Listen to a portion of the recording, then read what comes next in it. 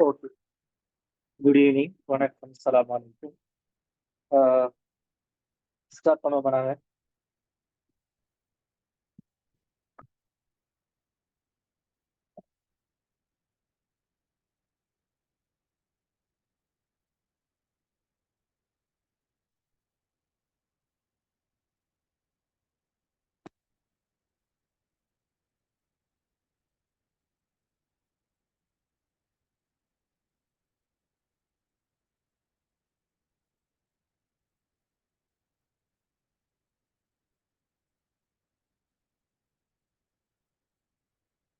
சரி. ஆ உங்களுக்கு தெரியும் முகாமைத்துவ சேவை உத்தியோகத்தர் பரீட்சை வந்து 5ஆம் தேதி இருக்குது. அக்டோபர் மாசம் 5ஆம் தேதி. ஹலோ மச்சாடி.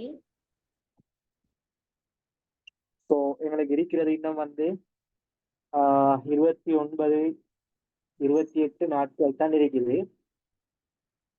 ஆகவே இருக்கிற காலப்பகுதியை அழகாக போதும் எங்களுடைய எக்ஸாம்ஸுக்கு நாங்கள் தயாராகிறது.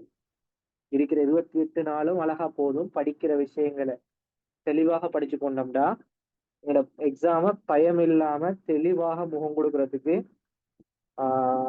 எங்களுக்கு 7 மாதிரி இருக்கும்.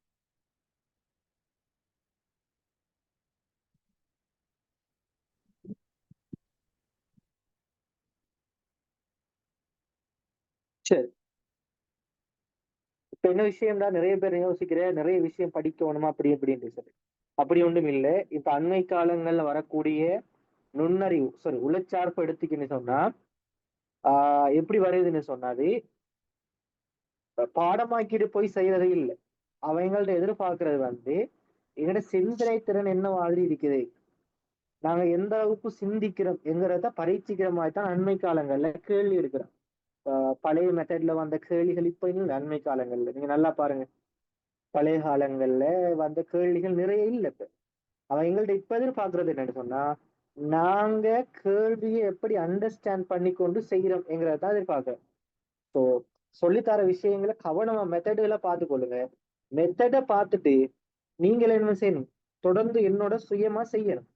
நீங்க பேசினா தானே இந்த வகுப்புல நாங்க என்ன செய்யலாம், ஆக்டிவா வகுப்பை கொண்டு போகலாம். சரி. இப்ப நாங்க பேப்பருக்குள்ள போவோம். அடிக்கடி உங்களுக்கு சில விஷயங்களை சொல்லி தருவேன். எப்படி பேப்பரை நேர முகாமைத்துவத்தோட செய்யறது, குயிக்கா செய்யறது, எப்படி 1 ஹவருக்குள்ள 50 கேள்வி எப்படி கவர் பண்ற என்கிற விஷயங்களை சொல்லி தருவேன்.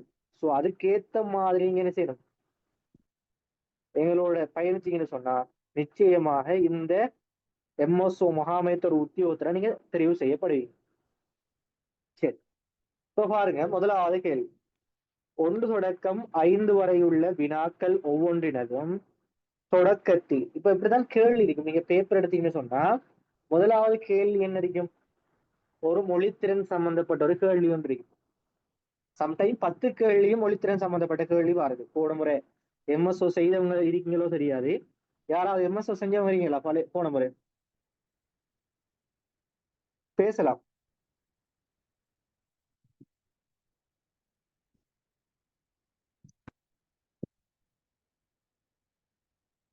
கடைசியா நடந்த எம்எஸ்ஓ செய்தவர்கள் யாராவது இருக்கீங்களா? சரி. ஆஹ் யாரும் பேசுறீங்கல்ல, ஓகே. அப்ப அதுல பாத்தீங்கன்னு சொன்னா 20 கேள்வி எப்படி வந்துச்சு, 10 கேள்வி முதல் வாரம் மொழித்திறன் சார்ந்த கேள்விகளா வந்துச்சு.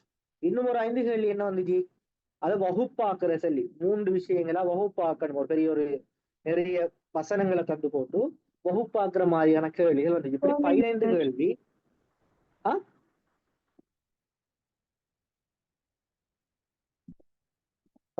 இப்படி 15 கேள்வி மொழித்திறன் சார்ந்த மாதிரியான கேள்விகள் வந்துச்சு. சரி.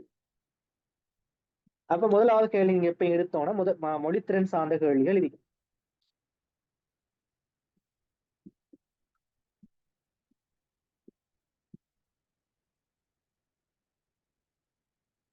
ஓகே. இப்ப பேப்பர் ஒன்று நீங்க எடுத்த உடனே என்ன மாதிரி பேப்பரை கையாளுவீங்க? ஒரு எக்ஸாம் ஹோல்ட்ட எக்ஸாம் ஹோலுக்கு போயிட்டீங்க, யோசிச்சு பாருங்க. நீங்க எம்எஸ்ஓ எக்ஸாம் ஹோல்ல சீட்ல இருக்கீங்க. உங்களுக்கு எக்ஸாம் பேப்பர்ல உழைச்சார்பு பேப்பரை தாராங்க. ஸோ என்ன மாதிரி நீங்க அந்த பேப்பரை கையாளுவீங்க? எடுத்த உடனே முன்னுக்கு இருந்து செஞ்சுட்டு போறதா அல்லது பின்னுக்கு இருந்து செய்யறதா, என்ன மாதிரி கேள்விகளை நீங்க கையாளுவீங்க? ஆஹ் சொல்லுங்க அப்பா, யாராவது பேசுங்க. என்ன மாதிரி கேள்விகளை நீங்க செய்ய ஆரம்பிப்பீங்க? நமக்கு முதல்ல தெரிஞ்ச கேள்வி எது இருக்கோ அதுல இருந்து செய்து போனா ஈஸியா இருக்கு. Very good, very good. என்னன்னு சொன்னா, முதலாவது நாங்க பேப்பரை முதலாவது ரீட் பண்ணோம். எடுத்த உடனே எல்லா கேள்விகளும் ஃபர்ஸ்ட் இருந்தே செஞ்சுட்டு போறது இல்லை. கேள்விகளை ரீட் பண்றது சொன்னா மேலோட்டமா மேலெல்லாம் பார்க்கணும். எங்களுக்கு எந்த கேள்வி நல்ல பரிச்சயமான கேள்வி, எந்த கேள்வி செய்யலாம் என்கிறத பாருங்க, மேலோட்டமா பாருங்க. இப்போ பார்த்துட்டு பாக்குற போதே எங்களுக்கு விளங்கும், இந்த கேள்வி ஈஸியா இருக்கு, இந்த கேள்வி ஈஸியா இருக்கு. அப்ப அந்த கேள்வி அந்த ஓர்டருக்கு செஞ்சு போனீங்கன்னு சொன்னா உங்களுக்குள்ள உங்களை தெரியாமலே உங்களுக்குள்ள ஒரு இது கொண்டு வரும். என்னது? ஒரு கான்பிடென்ட் ஒன்று வரும். பேப்பர் எனக்கு செய்ய ஏழும் என்கிற அந்த கான்பிடென்ட் ஒன்று வரும். இப்ப பேப்பர் எடுத்த உடனே ஆரம்பத்துல என்ன செய்யணும்? எல்லா கேள்விகளையும் நார்மலா பாக்குறேன். பார்த்துட்டு உங்களுக்கு நல்ல பரிச்சயமான கேள்வி எது, இப்ப நான் எந்த கேள்வி எனக்கு இலகுவாக செய்ய முடியும் என்று நம்புற கேள்வி நாங்க என்ன செய்யறது? முதலாவது கை வச்சு செய்யறது. அப்ப செய்யற போதே ஆட்டோமேட்டிக்கா என்னோட மனசுக்குள்ள படும், அப்ப எனக்கு இந்த பேப்பர் இலகுவா இருக்குது, நான் எந்த கேள்வி பேப்பரை இலகுவா செய்வேன்ங்கிற மன ஓட்டம் எங்களுக்குள்ள தொடர்ச்சியா வந்துடும். சரி, அப்ப அந்த மெத்தட்ல நாங்க இந்த கிளாஸ்ல படிக்க போறோம். ஆரம்பத்துல இருந்து பேப்பரை கொண்டு போறது இல்லை. சரி, ஆஹ் இப்படியே பார்த்து போகல இந்த கேள்வி சம்டைம்ஸ் சிலருக்கு ஈஸியா இருக்கும். என்ன கேள்வி? 16 தொடக்கம் 20 வரையான கேள்வி ஈஸியா இருக்கு. செஞ்சு பாருங்க, நம்ம குயிக்கா ஒரு 2 மினிட்ஸ் டைம் தான். செஞ்சவங்க இருக்கீங்களா யாராவது? நான் ஏரியா செஞ்சுட்டு வந்துட்டேன் என்று சொல்றவங்க. செய்துட்டேன். ஓகே, அடுத்தவங்க கொஞ்சம் 2 மினிட்ஸ் குயிக்கா செஞ்சு பாருங்க.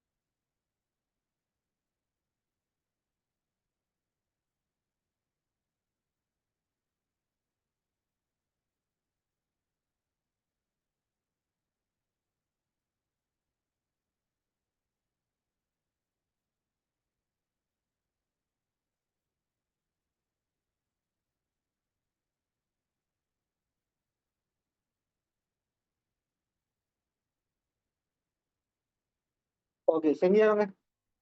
ஓகே, 2 மினிட்ஸ் ஆயிட்டு டைம். சரி, எக்ஸாம் ஹால்ல ஒரு கேள்விக்கு எத்தனை நிமிடங்கள் எடுப்பீங்க? ஒரு கேள்விக்கு எத்தனை நிமிடங்கள் எடுப்பீங்க ஒரு கேள்வி செய்யறதுக்கு? யாராவது ஒரு ஆள்? 1 நிமிஷம் எடுக்கணும் சார். Very good. என்னன்னு சொன்னா 60 நிமிடங்களுக்குள்ள 50 கேள்வி எங்களுக்கு செய்யணும். என்னது? 60 நிமிடங்களுக்குள்ள 50 கேள்விகள் செய்யணும். இப்ப ஒரு கேள்விக்கு 1 நிமிடம், சம்டைம்ஸ் சில கேள்விகளுக்கு 2 நிமிடம் போகும், அது பிரச்சனை இல்லை. ஆனா ஒரு கேள்விக்கு மேக்சிமம் எவ்வளவு டைம் எடுக்கணும்? 1 நிமிடம். இப்ப கேள்வி பேப்பர் எடுக்கிறதுக்கு திருட்டுற போது, அடுத்து பாக்குற போது, இப்படி அதுலயே ஒரு 10 நிமிடங்களுக்கு டைம் போயிட்டு அறியாமலே. சோ ஒரு கேள்விக்கு 1 நிமிடம் தான். சோ அதை ஞாபகம் வச்சுக்கொள்ளு. கட்டாயம் எக்ஸாமுக்கு போகும் போதோ என்ன கொண்டு போகணும்? வாட்ச் கொண்டு போங்க. எக்ஸாம் ஹால்ல வாட்ச் இருக்கும் என்று நம்பி போகாதீங்க. கட்டாயமாக ஒரு வாட்ச் ஒன்றை கொண்டு போங்க. சரி, இந்த கேள்வியை பாருங்க. 16 தொடக்கம் 20 வரை உள்ள வினாக்கள் பின்வரும் எண் நெய்யறியை அடிப்படையாக கொண்டவை. நெய்யறியில் உள்ள ஒவ்வொரு கோட்டிலும் இருக்கும் எண்கள் ஒரு தனியான கோலத்தை உருவாக்குகின்றன. அதற்கேற்ப ஒவ்வொரு வினாவிற்குமான உரிய விடையை அவினாவிற்கு உள்ள புள்ளிக்கோட்டின் மீது எழுதுக. சோ என்ன கேட்டுக்கிறான், கேள்வியை நாங்க அண்டர்ஸ்டாண்ட் பண்ணணும். என்ன கேட்டுக்கிறான்னு சொன்னா, ஒரு எண்கோளம் நெய்யறி ஒன்று தந்திருக்காங்க. அந்த எண்ணெய்யறில ஒவ்வொரு கோட்டின் வழியாக நாங்க பார்த்தோம்னு சொன்னா ஒரு தனியான ஒரு எண்கோளம் ஒன்று இருக்குதாம் அதுல. அப்ப அதுக்கேத்த மாதிரி நாங்க கண்டுபிடிக்க சொல்றோம். இப்ப பாருங்க, அப்ப இது எங்கள்ட்ட என்னத்தை பரீட்சைக்கு யோசிக்கிறான் அவன், எங்கள்ட்ட என்னத்தை பரீட்சைக்க பாக்குறான்னு சொன்னா எண்கள் தொடர்பான அறிவு. எங்கள்ட்ட எண் தொடர்பான அறிவு இருக்குதான்னு பாக்குறோம்.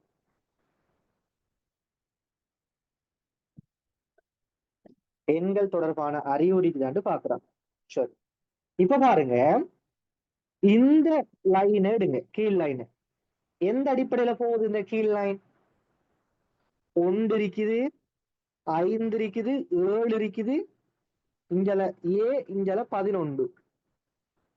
பாவுக்குள்ள விளங்குமா என்ன எப்படி வந்திருக்கு இந்த எண்? என்ன எண் கோலம் இது? வித்தியாசம் 2 கூடி போகுது. அப்படியும் சொல்லலாம், அல்லது முதன்மை எண்களா சார்? முதன்மை எண்களா? முசை ஒரு சம்டைம் முதன்மை எண்கள் தான் என்ன?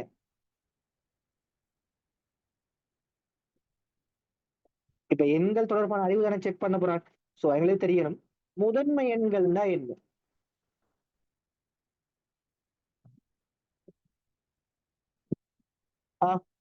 முதன்மை எண்கள் தான் என்ன? யாராவது ஒன்றாலும் தன்னோட பெருமானத்தாலும் வகுப்பது. முதன்மை எண்கள்னு சொன்னா ஒன்றாலும் தன்னாலும் பிரிபடும் எண்களை முதன்மை எண்கள்னு சொல்லுவோம். உதாரணமா 2ங்கிறது என்ன? ஒரு முதன்மை எண். இது ஒன்றாலையும் 2ஆலையும் மட்டும்தான் பிரிபடும். வேற ஏதாவது பிரிபடுமா? 2 வேற எதையால பிரிக்கலுமா மீதியின்றி? இல்ல. 7. சோ 2 ஒரு முதன்மை. 3 ஒரு முதன்மை என்ன? 3 ஒரு முதன்மை. ஒன்றாலும் அவர் 3ஆலையும் மட்டும்தான் பிரிக்கலும். வேற 5 ஒரு முதன்மை என்ன? ஆமா, 5 ஒரு முதன்மை. 7 ஒரு முதன்மை என்ன? ஆமா, 7 ஒரு முதன்மை. 9 முதன்மை என்ன? இல்ல. இல்ல. ஏன் 9 முதன்மை என்ன இல்ல? அது 3ஆலையும் வகுப்படுது. இவரை 1ஆலையும் பிரிக்கலாம், 3ஆலையும் பிரிக்கலாம், 9ஆலையும் பிரிக்கலாம். சோ ஒரு முதன்மை என்று என்ன இருக்கணும்? தன்னாலையும் 1ஆலையும் பிரிபடக்கூடிய ஆளதான் இருக்கணும். இந்த 3ஆல பிரிபடுறதால 9 ஒரு முதன்மை என்ன இல்லை. அப்ப என்ன வரும்? 11 முதன்மை என்ன? 11 ஒரு முதன்மை. 13 ஒரு முதன்மை என்ன? ஆமா, 13 ஒரு முதன்மை. 15 முதன்மை என்ன? இல்ல. 15 இல்ல. 15 வந்தத்தினால பிரிக்கலாம், 1ஆல பிரிக்கலாம், 3ஆல பிரிக்கலாம், 5ஆல பிரிக்கலாம், 15ஆல பிரிக்கலாம். சோ 15 ஒரு முதன்மை எண் இல்லை. அப்ப அடுத்தது 17 ஒரு முதன்மை. இப்படி முதன்மை எண்கள் எங்களுக்கு தெரிஞ்சிருக்க வேணும். சரி, ஒற்றை எண்கள் எல்லாருக்கும் தெரியும் தானே? இது முதன்மை எண்கள். ஒற்றை எண்கள் தெரியுமா எல்லாருக்கும்? ஒற்றை எண்கள் தெரிஞ்சிருக்குமா எல்லாருக்கும்? ஒற்றை எண்கள் தெரியும். 1, 3, 5, 7, 9, 11, 13, 15. இப்படி 2ஆல வகுப்படாத எண்கள் எல்லாம் என்னது? 2ஆல் வகுப்படும் போது மீதி வரக்கூடிய எண்கள் எல்லாம் ஒற்றை எண்கள் சொல்லுவோம். இரட்டை எண்கள் எல்லாருக்கும் தெரியும். இரட்டை எண்கள் எல்லாருக்கும் தெரியும். 2, 4, 6, 8, 10. 10, 12, 14 இப்படியே போயிட்டு 2ஆல பிரிக்கிற போது மீதி என்று வரக்கூடிய எண்கள் எல்லாத்தையும் நாங்க என்ன சொல்லுவோம், இரட்டை எண்கள் சொல்லுவோம். சரி, அடுத்தது இன்னும் ஒரு முக்கியமான எண் தொடர்பான அறிவுகள் எங்கள்கிட்ட கேட்கிறது சதுர எண்கள். சதுர எண்கள் தெரியுமா யாருக்காவது? வர்க்க எண்கள் தானே சார்? வர்க்க எண்கள் அல்லது சதுர எண்கள் அப்படின்னா என்ன? 3 வர்க்கம் 5 வர்க்கம் அப்படி வரும். சதுர எண்கள் 1, 4, 9, 16, 25, 36, 49 இப்படியே போயிட்டு. அப்ப இதை எப்படி இது வருது இந்த எண்கள் பாத்தீங்கன்னா 1 தர 1 1. அப்ப அடுத்தது 2 தர 2 4, 3 9, 16 4 16, 25 5 தர 5 25, 36 6 தர 6 36, 49 7 தர 7 49. சோ இது சதுர எண்கள். அடுத்தது கண எண்கள் இருக்கு. சோ அடுத்ததுல சொல்லி தரேன்னா கண எண்களை உங்களுக்கு கூட படிச்சாலும் டிஸ்டர்ப் ஆயிடும். சரி, இப்ப கீழே வரக்கூடிய இந்த லைன்ல வரக்கூடிய எண்கள் என்ன எண்கள் பாருங்க நார்மலா. ஏக்கு 3 என்ன எண்கள்? ஒற்றை எண்கள் தான் அழகா விளங்குது எங்களுக்கு. என்ன? ஒற்றை 1 எண்கள். 3 5 7, பிக்கு 9, அடுத்தது 11. சரியா? அப்ப ஓகே. அது ஓகே, ஏயும் பியும் ஓகே. அப்ப ஏக்கு மிக பொருத்தமான எண் யாது? 3. பிக்கு மிக பொருத்தமான எண் யாது? 9. அடுத்தது என்ன கேட்கிறான்? சிய கேட்கிறான். என்ன சி எப்படி கண்டுபிடிக்கிறான்னு பாருங்க. எங்க எந்த லைன்ல சி? சி வந்து இந்த லைன்ல இருக்கேனா? இப்ப பார்ப்போம்.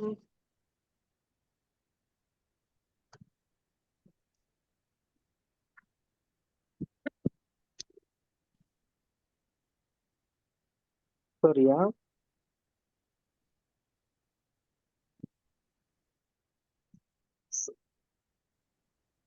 என்னண்டா பேசுங்க, என்ன சட்ல போடாதீங்க, எனக்கு சட்ல போட்டா விளங்காது.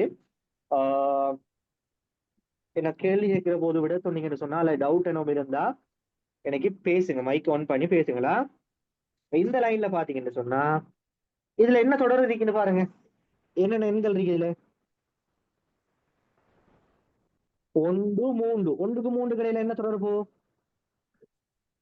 2 வித்தியாசம் இருக்கு. 2 வித்தியாசம். 3க்கு 3 கடையில என்ன வித்தியாசம்? 3க்கு 6 கடையில 3 தொடர் வித்தியாசம். 3க்கு 6க்கும் 10 கடையில அடுத்தது 10 தானே. 6க்கும் 10 கடையில 4 வித்தியாசம். பாருங்க, 2 கூடு 3 கூடு 4 கூடுது. அப்ப அடுத்த எத்தனை கூடும்? 5. 10ஓட 5 கூட்டினா எத்தனை வரும் சிக்கு? 15. 15. அடுத்த எத்தனை கூடும்?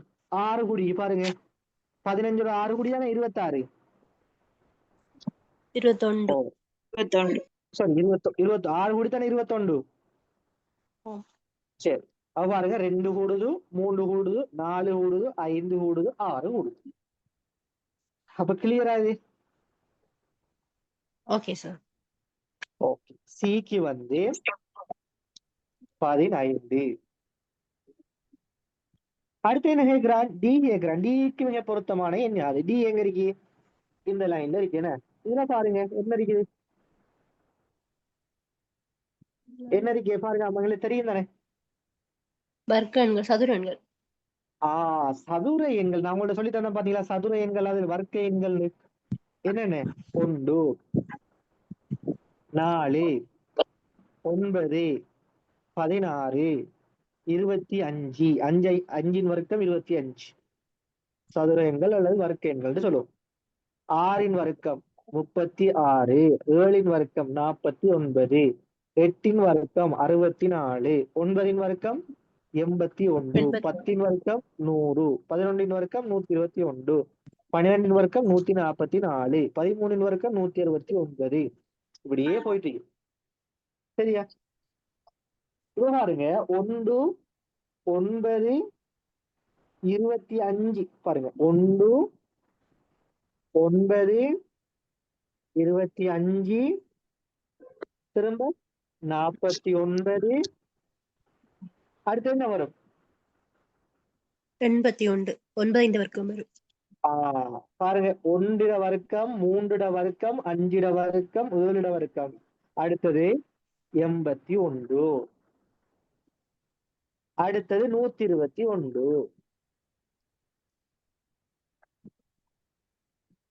இது விலங்கல் என்று சொல்றவங்க யாராவது? இது விலங்கல்ல என்று சொல்றவங்க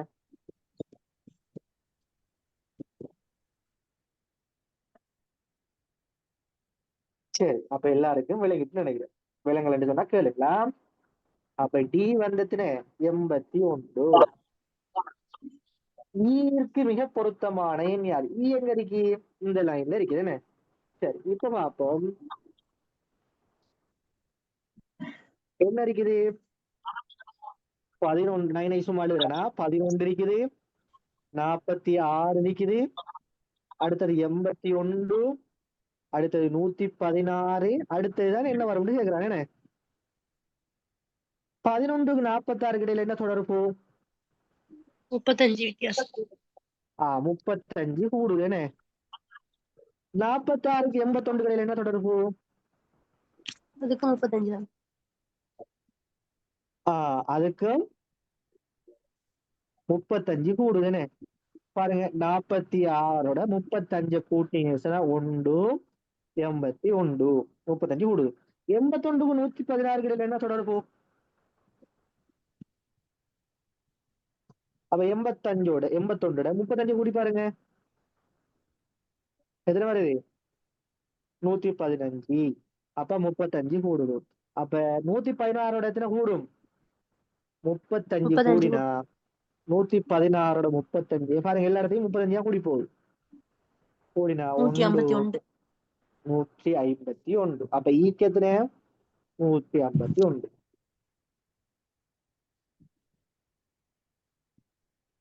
சரியா? இந்த கேள்வி லேசா அப்ப இந்த கேள்வி இலகுவான ஒரு கேள்வி. அப்ப எங்களை கேள்வி எல்லா இப்ப உண்மையாகவே நான் எக்ஸாம் பேப்பர் எடுத்து பார்த்தோம்னு சொன்னாங்க விலங்கும் எல்லா கேள்வியும் கஷ்டமா இருக்குமா? எக்ஸாம் பேப்பர்ல எல்லா கேள்வியும் கஷ்டமா இருக்குமா? இல்ல. படிக்கா போனது வேற விஷயம். எல்லா கேள்வியும் கஷ்டமா இருக்கு. எல்லா கேள்வியும் கஷ்டமா எல்லாருக்கும் ஏத்த மாதிரி தான் கேள்வி எடுப்பான்.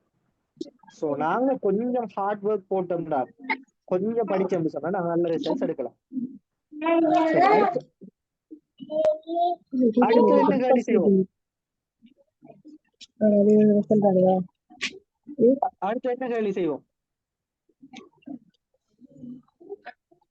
இரகசிய குறியீடு செய்வோம். இரகசிய குறியீடு தெரிஞ்ச நிறைய பேருக்கு லேசான ஒரு கேள்வி. இரகசிய குறியீட்டு முறை கேள்வி. இங்க பாருங்க 26 தொடக்கம் 30 வரையான கேள்வி. 26 தொடக்கம் நான் ஏன் அப்படி போறேன்னு சொன்னா நல்லா பாத்துக்கணுங்க. எனக்கு தொடர்ச்சியா கேள்வி செஞ்சு போவேன். எக்ஸ்கியூஸ் மீ, கொஞ்சம் மைக்க மியூட் பண்ணிக்கொள்ளுங்க. சரி, நாங்க தொடர்ச்சியான செய்யலாம், கேள்வியை செஞ்சு போகலாம். அது என்ற நோக்கம் இல்லை.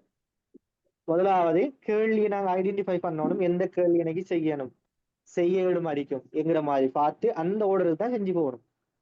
சரி, 26 தொடக்கம் 30 வரையான கேள்வி. ஒரு 2 மினிட் டைம் தரேன், குயிக்கா செய்ய. 27 30க்குள்ள செய்ய குயிக்கா.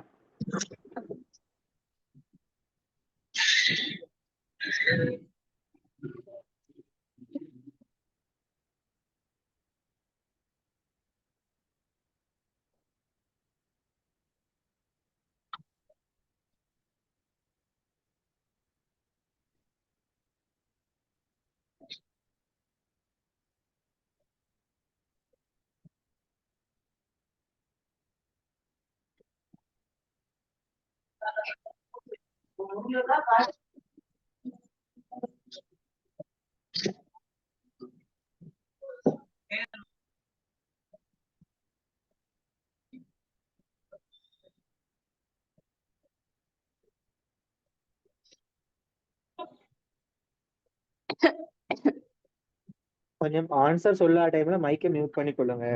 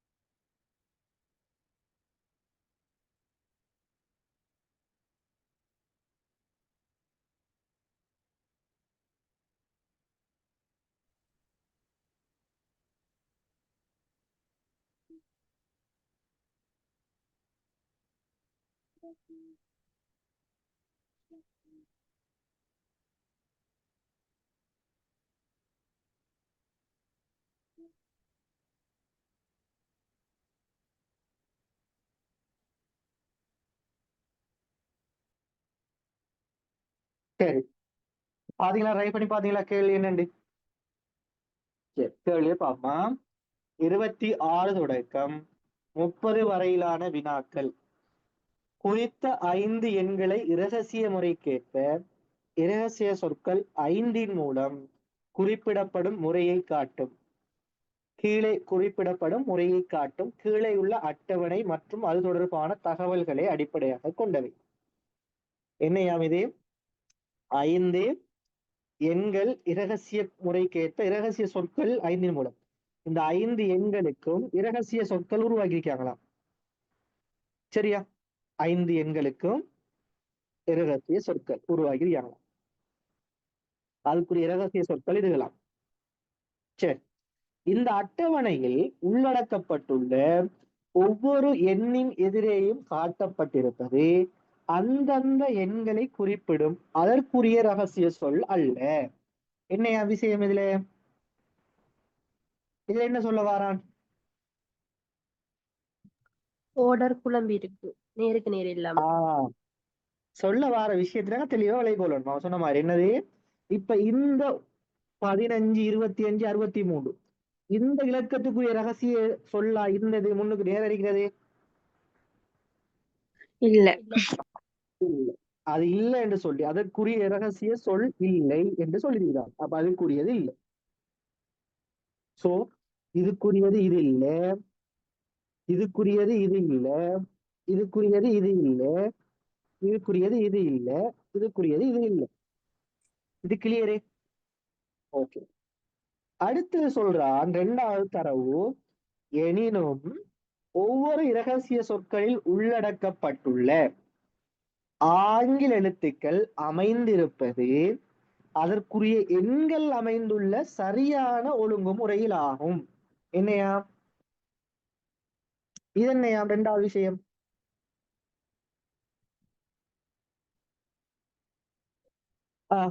யாராவது 2வது விஷயம் என்னையா சொல்லிட்டான்? ஆரம்பத்துல முதலாவது சொல்லிட்டான் இதுக்குரியது இது இல்ல. ஆனா என்னையா இந்த எண்கள் என்ன ஒழுங்குமுறையில் இருக்குதோ அதே ஒழுங்குமுறையில தான் அதுக்குரிய ரகசிய சொல்லும் இருக்குமா? விளையாட விஷயம். இந்த எண்கள் என்ன ஒழுங்குமுறையில இருக்குதோ அதே ஒழுங்குமுறையில தான் அதுக்குரிய ரகசிய சொற்களும் இருக்குமா? உதாரணமா இதை எப்படி கண்டுபிடிக்கிற இலகுவா? ஒரு லெட்டர் இப்ப 2 தடவை ஒரே வெரி குட். ஒரே இலக்கமும் ஒரே எண்கள் வரக்கூடியது. Very good. ஒரு சொல்லுல அல்லது ஒரு எண்ணில ஒரே எழுத்து ஒரே எண் 2 தடவை வந்தீங்கன்னு பாருங்க. ஒரு எண்ணில ஒரே இலக்கம் 2 தடவை மாதிரியாண்டி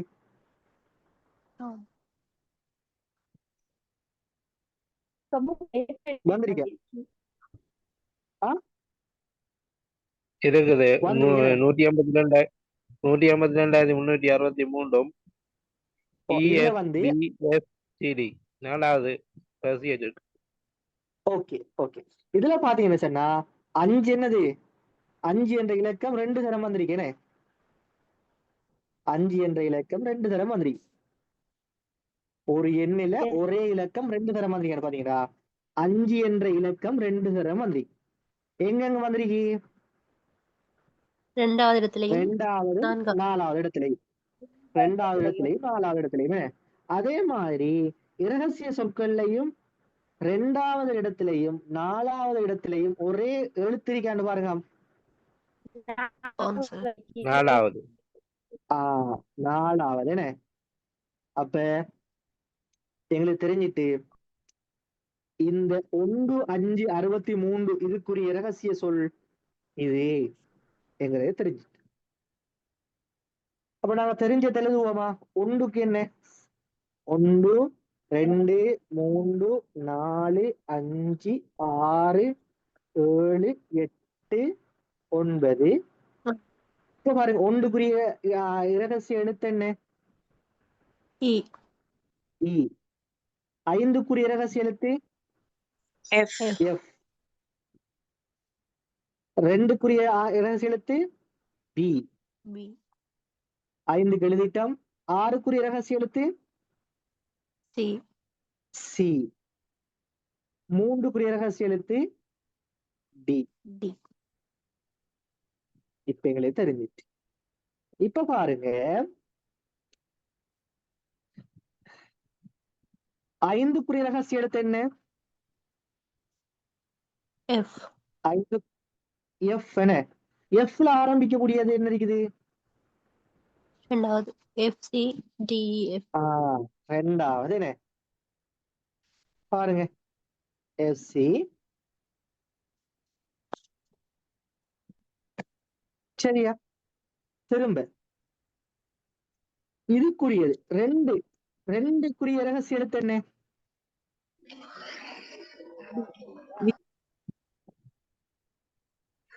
பி. பில ஆரம்பிக்கக்கூடியது என்ன இருக்குது? முதலாவது. அப்ப பாருங்க 2க்கு தெரியும் பி எண்டு, 5க்கு தெரியும் எஃப் எண்டு, 6க்கு தெரியும் சி எண்டு. ஓகே. 3க்கு தெரியும் எங்களுக்கு டி எண்டு. ஓகே. 5க்கு தெரியும் எஃப் எண்டு. 7க்கு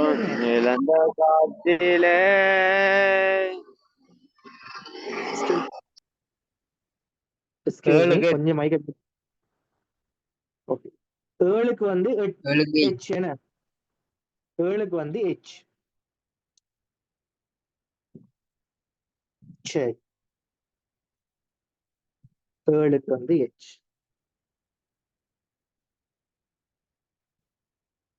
இப்ப பாருங்க 7ல ஆரம்பிக்க 7க்கு Hன்னு தெரியும். இத பாருங்க Hல ஆரம்பிக்கக்கூடிய என்ன சொற்கள் இருக்கு? சாரி, என்ன ரகசியம் இருக்கு? 7க்கு வந்து Hன்னு தெரியும். Hல ஆரம்பிக்கக்கூடியது இது. அப்ப பாருங்க 7க்கு Hன்னு தெரியும், 3க்கு Dன்னு தெரியும், 9க்கு எத்தனை பே? 9க்கு J, 4க்கு என்ன பே? 4க்கு A, 8க்கு என்ன? G. அடுத்தது 1க்கு E. அப்ப எல்லாத்தையும் கண்டுபிடிச்சிட்டோமா? சரி, எல்லாத்தையும் கண்டுபிடிச்சிட்டோம். இந்த கேள்வி இந்த தகவல்களுக்கு ஏற்ற கீழே உள்ள ஒவ்வொரு வினாவிற்குமான சரியான விடையை தெரிவு செய்து அதற்குரிய தெரிவினது இலக்கத்தை வினாவின் எதிரே உள்ள புள்ளிக்கோட்டின் மீது எழுதுக.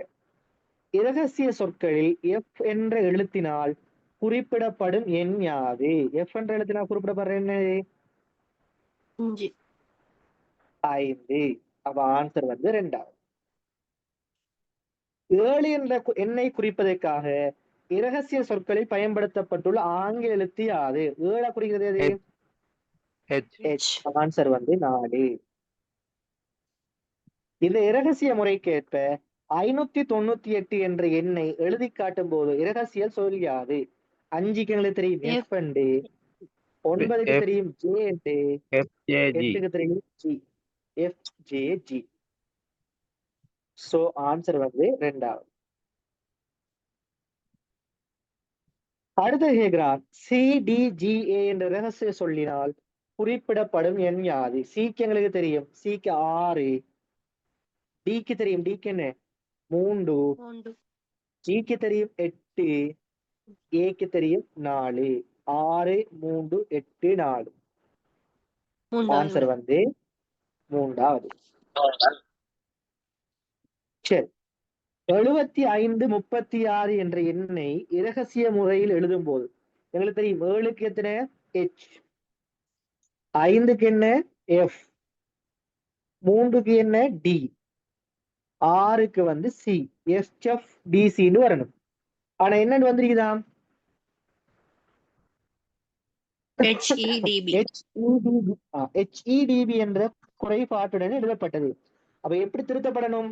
க்கு பதிலா Fம், முதலாவது Bக்கு பதிலா Cயும் வரணுமே.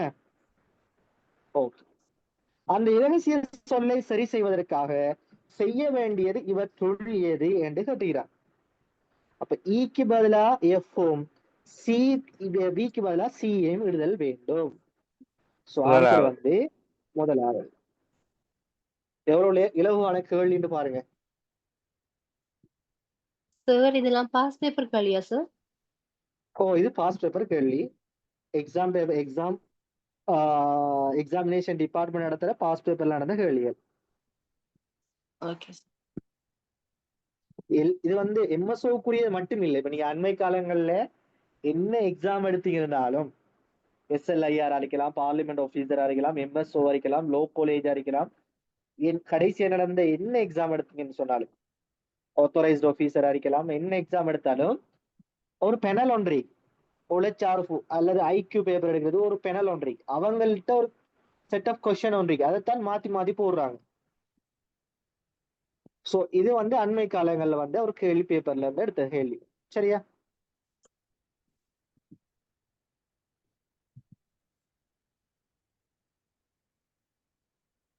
ஓகே, என்ன சரி, யாருக்கா டவுட் இருக்கிறது இந்த கேள்வியில?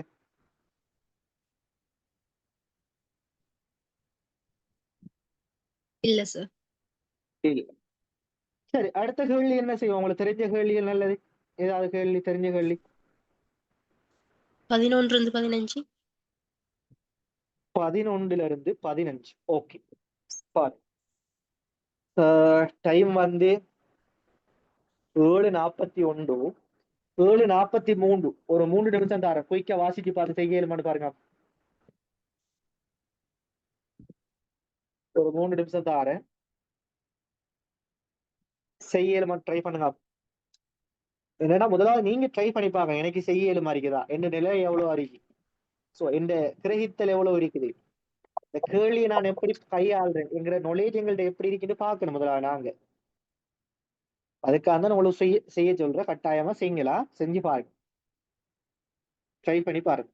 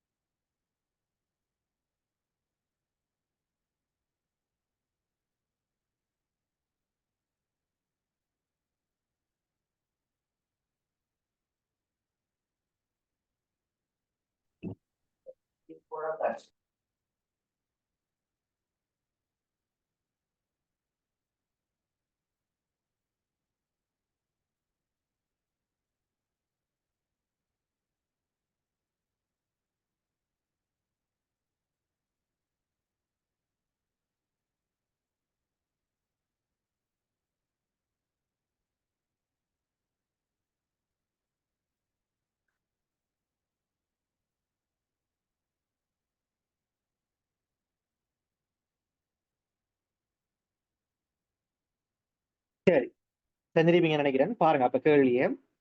11 தொடக்கம் 15 வரை உள்ள வினாக்கள் பின்வரும் தகவல்களை அடிப்படையாக கொண்டவை. இலங்கையில் மதுபான உற்பத்தியும் சந்தைப்படுத்தலும் சட்ட ரீதியாக்கப்பட்டுள்ளன.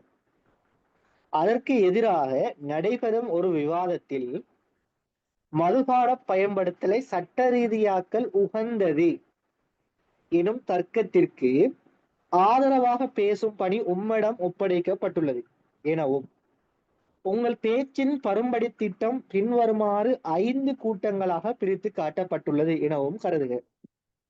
இந்த பரும்படி திட்டம் என்ன? பரும்படி திட்டம் தான்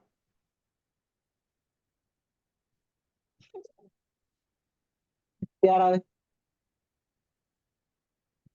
இப்ப நீங்க ஒரு சும்மா நீங்க வந்து நான் நினைக்கிறேன் மொழித்திறன் படிப்பீங்கன்னு நினைக்கிறேன். இப்ப நீங்க ஒரு கட்டுரை என்று எழுத போறீங்கன்னு சொன்னா கட்டுரை வந்து நீங்க எடுத்த வாக்குல சும்மா எழுதுவீங்களா கட்டுரை? ரஃபா எழுதி பாக்குறோமா? பரும்படி திட்டம் கொண்டு வரைவீங்க. என்னது? முதலாவது முகவுரை. முகவுரை எப்படி வரணும்? நார்மலா உள்ளடக்கம், உள்ளடக்கத்துக்குள்ள 5 பந்திகள், சாரி 3 பந்திகள் வரணும். அந்த 5 விஷயங்கள் இருக்கு அப்படின்னு சொன்னா இந்த உள்ளடக்கத்துக்குள்ள நீங்க என்னென்ன விஷயங்களை கொண்டு வர போறீங்க. அடுத்தது என்னது? முடிவுரை. முடிவுரையில என்ன சொல்ல போறீங்க? நார்மலா ஒரு பரும்படி திட்டம் கொண்டு வரைவீங்க, ரஃபா வரைவீங்க. அதைத்தான் சொல்லுறது பரும்படி திட்டம். ஒரு ரஃபா வரைவோம். அப்ப நீங்க ஒரு பேச்சு போட்டிக்கு போறீங்கன்னு சொன்னா அல்லது விவாதத்துக்கு போறீங்கன்னு சொன்னா சும்மா ஒகே வாக்குல போகலாமா? இல்ல. நாங்க என்ன செய்வோம்? என்ன பேச போறோம் என்கிறத நாங்க தொகுத்து ஒரு ஒரு ஒரு ஒரு பரும்படி திட்டம் ஒன்று கொண்டு போவோம். அப்ப இந்த ஒரு பரும்படி திட்டமா இது குழம்பி கிடக்குது. எங்கள்ட்ட என்ன தந்திருக்கான் பணி? எங்கள்ட்ட என்ன பணி தந்திருக்கிறான்? இந்த குழம்பி கிடக்கிறத நாங்க ஒழுங்குபடுத்தணும், ஒழுங்கா அமைக்கிறோம். இவ்வளவுதான் விஷயம். இதை விளங்கிட்டீங்கன்னா ஈஸி. குழம்பி கிடக்குது, அதை ஒழுங்கா வைக்கணும்.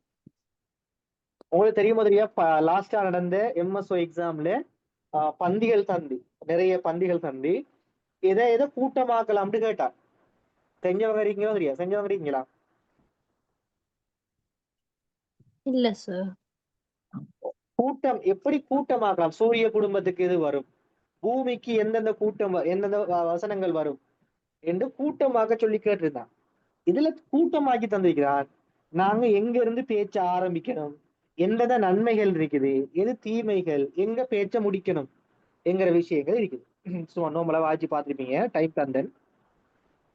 சரி, இப்ப பாருங்க. இதற்கேற்ப ஒவ்வொரு வினாவிற்கும் உரிய சரியான விடையை தெரிவு செய்து அதனை குறித்திணைக்கும் இலக்கத்தை அவ்வினாவிற்கு எதிரே உள்ள புள்ளிக்கோட்டின் மீது எழுதுக.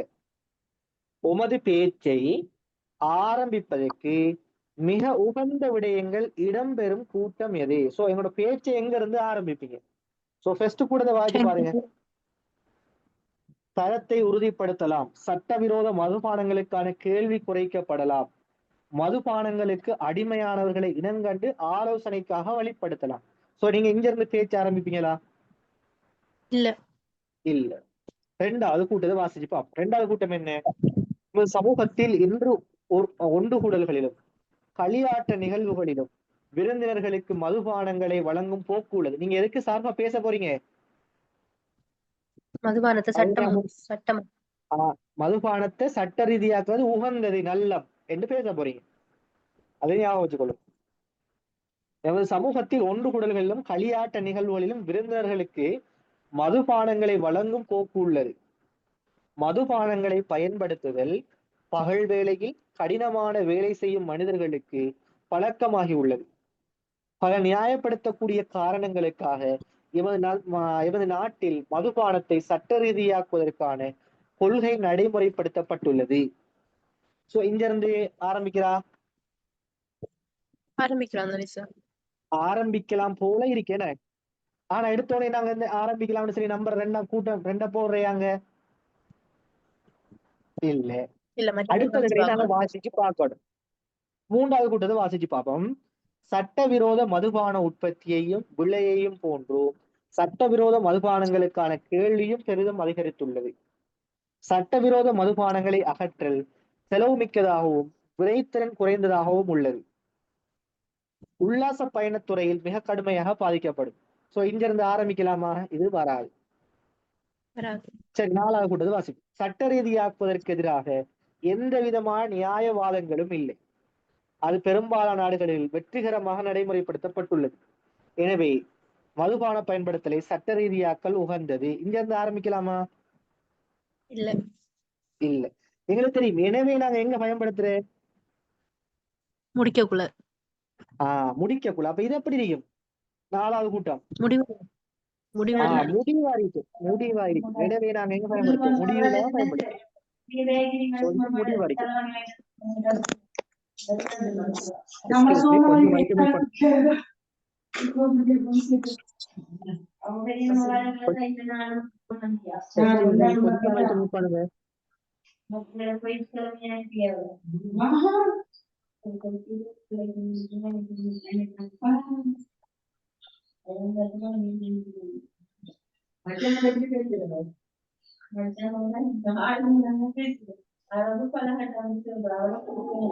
ராஜிதா, மைக்க கொஞ்சம் மியூட் பண்ணீங்களா?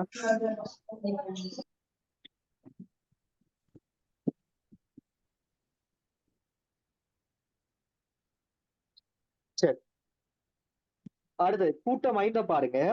உரிமம் வழங்கல் மூலம் அரசாங்கத்தின் வருமானம் அதிகரிக்கின்றது. ஒழுங்கு விதிமுறைகளை பயனுறுதி மிக்க வகையில் அமுல்படுத்தலாம். விற்பனைகளை மேற்பார்வை மற்றும் முகாமை செய்யலாம். சோ இங்க இருந்து ஆரம்பிக்கலாமா? இங்க இருந்து வர இல்ல. ஆரம்பிப்பதற்கு மிக உகந்தது எது? கூட்டம் கூட்டம் 2. உமது பேச்சை ஆரம்பிப்பதற்கு மிகவும் உகந்த விடயங்கள் இடம்பெறும் கூட்டம் 2. 12வது கேள்வி கேட்கிறான். மதுபானத்தை சட்ட ரீதியாக்களின் பிரதான இலக்குகளை விவரிக்கும் கூட்டம். பிரதான இலக்கு கேட்கிறான். கூட்டம் 5. சரி, கூட்டம் 2 முடிஞ்சு, அதுல வேலை முடிஞ்சு. இப்ப கூட்டம் 5 வருமா அல்லது 1 வருமா? சொல்லுங்க. கூட்டம் 5 ஒரே மாதிரி இருக்குது, கூட்டம் 1 ஒரே மாதிரி இருக்குது. கூட்டம் 5 தான். சரி, கூட்டம் 5. ஏன் 5? ஏன் 5? ஏன் 1 வராது? அதுல வருமானம் குறைக்கப்படும். அந்த கேள்வி குறைக்கப்படலாம் என்று கிடக்கு. கேள்வி குறைஞ்சா வருமானம் குறைஞ்சிடும் அரசாங்கத்துக்கு. ஏன் 1 வரலாம் 5 வரலாம்? இது ரெண்டும் என்னது? நன்மைகள். 2 விலங்குது அழகா. நன்மைகள். இதுவும் விளங்குது, இதுவும் நன்மை. தரம் உறுதிப்படுத்தப்படும். நன்மைதான் சார். ஆனா அரசாங்கத்துக்கு வருமானம் பெறாதில்ல கேள்வியை குறைச்சு. ஓகே, கொஞ்சம் இருங்க. இதுவும் நன்மைதான், இதுவும் நன்மைதான். இப்ப நன்மைங்கிறது ஒரு இலக்கு அறிக்கை. இப்ப 1 வருமா 5 வருமா என்று பார்த்தோம்னு சொன்னா, ஏன் 5 வரும்னு நாங்க முடிவெடுக்கிறோம்னு சொன்னா பாருங்க. உரிமம் வழங்கல் மூலம் அரசாங்கத்தின் வருமானம் அதிகரிக்கிறது. அரசாங்கம் சட்ட ரீதியாக்கினா அதுல வருமானம் அதிகரிக்கும். ஒழுங்கு விதிமுறைகளை பயனுறுதி மிக்க முறையே வகையில் அமுல்படுத்தலாம். ஒழுங்கு விதிமுறைகளை பயனுறுதி மிக்க வகையில என்ன செய்யலாம்? அமுல்படுத்தலாம். விற்பனைகளை மேற்பார்வை மற்றும் முகாமை செய்யலாம். இப்ப விற்பனையை மேற்பார்வை மற்றும் முகாமை செஞ்சாதான் என்ன செய்யலாம்? மதுபானத்துல தரத்தை உறுதிப்படுத்தலாம். சட்டவிரோத மதுபானங்களுக்கான கேள்வி குறைக்கப்படலாம். எப்ப கேள்வி குறைக்கப்படும்? ஒழுங்கு விதிகள் பயனுறுதி மிக்க முறையில அமுல்படுத்தப்பட்டா. மதுபானங்களுக்கு அடிமையாளர்களை இனங்கண்டு ஆலோசனைக்காக வழிபடுத்தலாம். எப்படி? விற்பனைகள் மேற்பார்வை முகாமை செய்யப்பட்டா மட்டும்தான். அப்ப இந்த 5வது கூட்டத்திட தொடர்ச்சி தான் என்னது? கூட்டம் 1. 5வது கூட்டத்திட தொடர்ச்சி தான் கூட்டம் 1. பிரதான இலக்க தெளிவுபடுத்துறது என்னண்டா கூட்டம் 5 மதுபானத்தை சட்ட ரீதியாக்குவதற்கு மேலதிகமாக அதன் அனுகூலங்களை விவரிக்கும் கூட்டம் எதுன்னு கேட்டா எது? 1. இப்ப விளைகிற விஷயம் 5 வருமா 1 வருமானு எப்ப குழப்பம் வரும்டா? சம்டைம்ஸ் நிறைய பேருக்கு இந்த இடம் தான் குழப்ப இடம். செஞ்சாவளக்கிழமை விளங்கிருக்கு. 5னுடைய தொடர்ச்சி தான் கூட்டம் 1. விற்பனையை மேற்பார்வை முகாமை செஞ்சாதான் அதுல தரத்தை உறுதிப்படுத்தலாம். சட்டவிரோத மதுபானங்களுக்காக கேள்வி குறைக்கப்படலாம். மதுபானங்களுக்கு அடிமையானவர்கள் இனங்கண்டு ஆலோசனைக்காக வழிப்படுத்தலாம். 5 தொடர்ச்சி. சரி, அடுத்து மதுபானத்தை சட்ட ரீதியாக்காவிட்டால் ஏற்படும் பிரச்சனைகளை விவரிக்கும் கூட்டம் எது? எது? மூன்று. கூட்டம் கூட்டம் 5 முடிஞ்சு கூட்டம் 1 முடிஞ்சு இப்ப மிச்சம் இருக்கிறது கூட்டம் 4. கூட்டம் 4 என்னதுக்கு எடுத்திருக்கோம் நாங்க? முடிவுரை. முடிவுரை. அப்ப மிச்சம் இருக்கிறது என்ன? 3. கூட்டம் 3. உமது பேச்சை முடிவுறுத்துவதற்கு மிகவும் உகந்த விடயங்கள் இடம்பெறும் கூட்டம் எது? கூட்டம் 4. கிளியரா? யாருக்கா டவுட் இருக்கானே? சரி,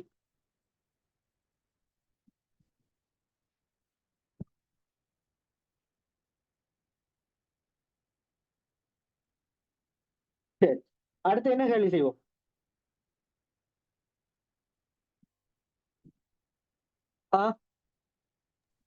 முதலாவது ஒண்ணாவது எழுதுங்க கேள்வி பாப்போம் செய்வோமா? மிஸ். ஒண்ணாவது பாப்போம். 1 தொடக்கம் 5 வரை உள்ள வினாக்கள் ஒவ்வொன்றினதும் தொடக்கத்தில் தரப்பட்டுள்ள சொற்களுக்கும் இடையில் குறித்த தொடர் கொண்டு உண்டு. அதை ஒத்த தொடர்பினை கொண்ட சோடி சொற்களை தெரிவு செய்து அதற்குரிய தெரிவின் இலக்கத்தை வினாவின் எதிரே உள்ள புள்ளிக்கோட்டின் மீது எழுதுக.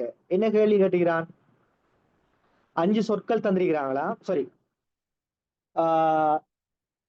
தொடக்கத்துல தரப்பட்டுள்ள சொற்றோடிகளுக்கு இடையில 2 சொற்றோடிகள் தந்திருக்கிறாங்க.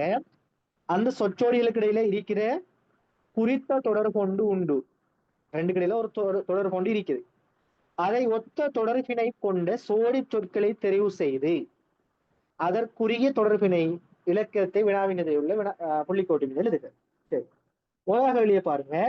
தண்ணீர் பனிக்கட்டி என்ன தொடர்பு இருக்குன்னு நாங்க யோசிக்கணும். தண்ணீருக்கும் பனிக்கட்டிக்கு இடையில என்ன தொடர்பு? நிலை மாற்றம். நிலை மாற்றம். தண்ணி உறைஞ்சா என்னையாகும்? தண்ணீரை உறைய வச்சோம்னா பனிக்கட்டி ஆகும். அதே மாதிரி பாலை உறைய வச்சோம்னா என்னது? நிலை மாற்றம். தயிரா மாறும். சோ அதுக்கு ஆன்சர் வந்து 2வது. வீடு கூரை என்ன தொடர்பு? அதுக்கு மேற்பட்ட பகுதி. ஓகே, மேற்பட்ட பகுதி அல்லது வீட்டை மூடுற பகுதி, மேல மூடுற பகுதி எது? கூரை. அதே மாதிரி என்ன அடுத்த என்ன வரும்? பேனா மூடி. மூடி. சோ பேனா மூடி. சந்ததி வம்சம் என்ன தொடர்பு? அந்த மறுவை. ஒத்த சொற்கள் சொல்லலாமே. சந்ததி வம்சம். அப்ப என்ன வரும்? இளம்பாடு வறுமை. இளம்பாடு வறுமை. இளம்பாடும் வறுமையும் ஒரே ஒத்த சொற்கள். சோ இளம்பாடு வறுமை. சோ ஆன்சர் வந்து 4வது. ஓவியன் தூரிகை என்ன தொடர்பு? ஓவியன் என்னத்தை பயன்படுத்துவார்? ஓவியன் அவர் ஓவியம் வரைகிறதுக்கு என்ன தேவை? தூரியடி தேவை. அதே மாதிரி எழுத்தாளர் அவர்கள் எழுத்தாக்கத்தை வெளிப்படுத்துறதுக்கு என்ன தேவை? தேனை தேவை. சோ ஆன்சர் வந்து 3வது. தூவானம். தூவானம் மலை. தூவானம் மலை என்ன தொடர்பு? கற்பனை வராதா? எழுத்தாளர் இப்ப டைப் பண்றதுலயும் எழுத்தாளர் வரும் நினைப்பேன். அல்லாம இல்ல, எழுத்தாளர் வந்து எழுதும் கருவிதான். எழுத்தாளருக்கு எழுதும் கருவிதான். சரி, பேனை. நவீன காலத்துல பேனாவை பார்க்க இதான சார் கூட. அது இப்ப நீங்க என்ன சொல்றீங்க? கவிஞனுக்கு கற்பனையா? கலைஞனுக்கு கற்பனைங்கிற முக்கியம் தானே சார்? இல்ல, எப்படி இந்த கலைஞனுக்கு எப்படி கற்பனை வரும்? ஓவியத்தை வரைகிறதுக்கு தூரிகை என்கிறது தேவை, பிரஷ். சரியா? ஓவியன் அவன் ஓவியத்தை வரைகிறதுக்கான கருவி எது? தூரிகை. அப்ப கலைஞர் எழுத்தாளர் இருக்குதானே? எழுத்தாளர் இருக்குதானே? எழுத போற பேனுதானே?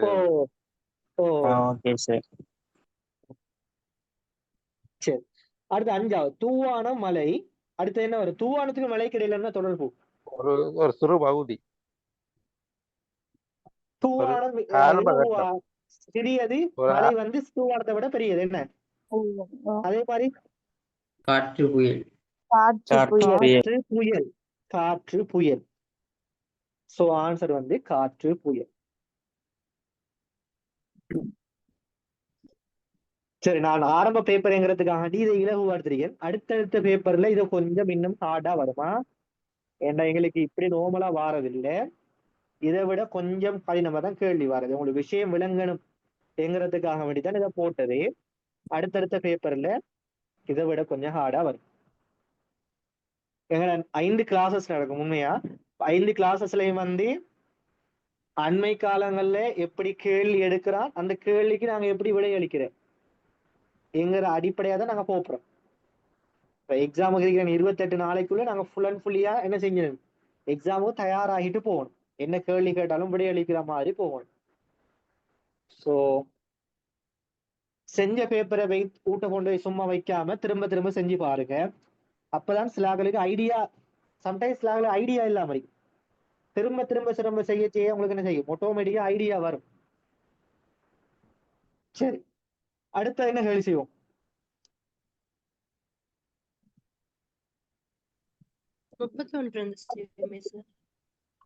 சரி, 31 இருந்து 35 என்ன?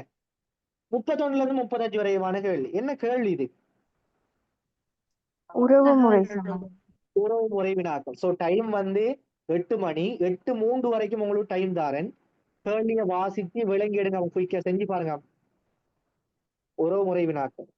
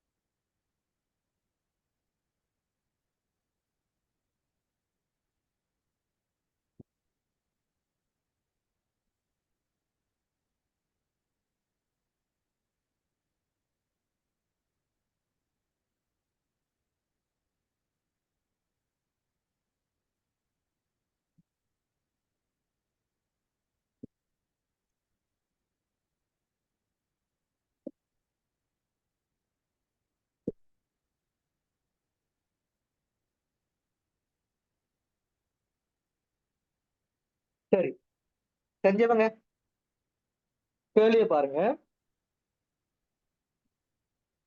31 தொடக்கம் 35 வரை உள்ள வினாக்கள் குறித்த ஒரு குடும்பம் ஒன்றினது உறுப்பினர்கள் தொடர்பாக கீழே உள்ள தகவல்களை அடிப்படையாக கொண்டவை. இப்ப இது உறவுமுறை கேள்வி. உறவுமுறை கேள்வி வந்தா எங்களுக்கு வரைப்பு மாதிரி ஒன்று போட தெரியும். உறவுமுறை கேள்வி வந்தா வரைப்பு ஒன்று போட தெரியும். சும்மா நான் வரைப்பை சொல்லி தரேன் பாருங்க. இப்ப தாய் தந்தை என்கிற உறவு முறையை நான் குறிக்கிறதுக்கு இந்த குறியீடை பயன்படுத்தும். உதாரணமா இது வந்து தாய் தந்தை, பேரண்ட்ஸ். இப்ப நான் என்ன எடுத்துக்கொள்ளலாம், நான் எனக்கு எனக்கு தாய் தந்தை இருக்காங்க. தாய் தந்தை. அடுத்தது தாய் தந்தை. அப்ப மேல போற குறியீடு என்னது? தாய் தந்தை. இது ஒத்த கோடு போட்டு என்ன தொடர்பு? கணவன் மனைவி. கணவன் மனைவி, ஸ்பௌசஸ் சொல்லுவோம். கணவன் மனைவி.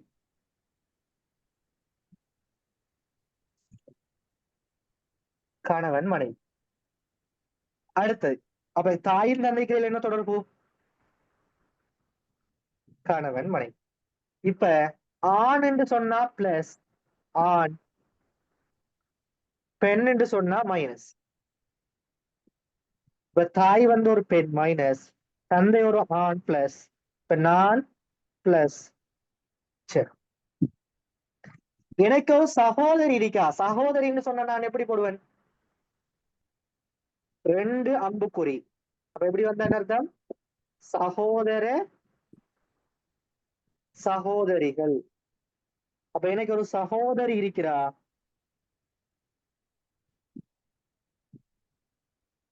மைனஸ். இப்ப சகோதரிக்கு ஒரு ஹஸ்பண்ட் இருக்கா, எப்படி போடுற? ஒரு கணவன் இருக்கார், எப்படி போடுற?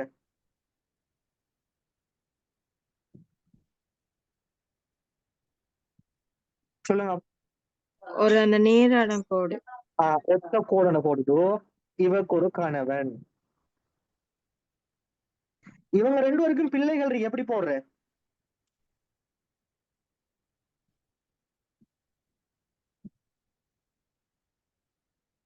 இவங்களுக்கு கீழ்நோக்கி பிள்ளைகள் தான் இருக்கு, எப்படி? போகுது. இவங்களுக்கு பிள்ளை, சாரி, XY என்கிற பிள்ளைகள் இருக்குது.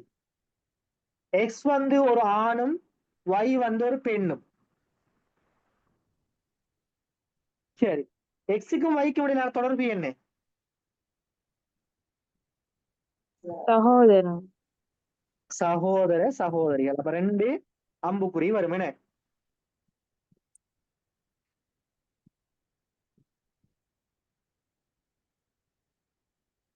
இப்ப எனக்கு ஒரு மனைவி இருக்கு, அப்படி எப்படி வரும்? ஒத்த கோடு, மனைவி Z. இப்ப நான் தாயை ஏன்னு எடுக்கிறேன், தந்தைய பீன்னு எடுக்கிறேன், என்ன சீன்னு எடுக்கிறேன், சகோதரிய டீன்னு எடுக்கிறேன், கணவனை எஃப்ன்னு எடுக்கிறேன், அல்லது ஈன்னு எடுக்கிறேன். சரி, இப்ப சொல்லுங்க, டிக்கு ஏ என்பவர் என்ன உறவு முறை?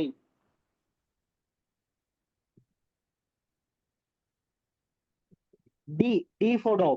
டி என்பவருக்கு ஏ என்பவர் என்ன உறவு முறை? ஹாய்.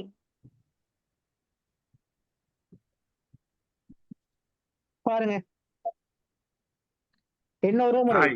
தாய் தாய் தாய் சகோதர சகோதரிகள். அப்ப சீயற தாய் தான் ஏ என்றா, டிக்கும் அப்ப என்ன ஏயும் பியும் தாயும் தந்தையும். அப்ப ஏ வந்து தாய். Very good. Z என்பவர், சாரி, டி என்பவர் ஜெட்டிற்கு என்ன உறவு முறை? டிக்கு Z என்பவர் என்ன உறவு முறை?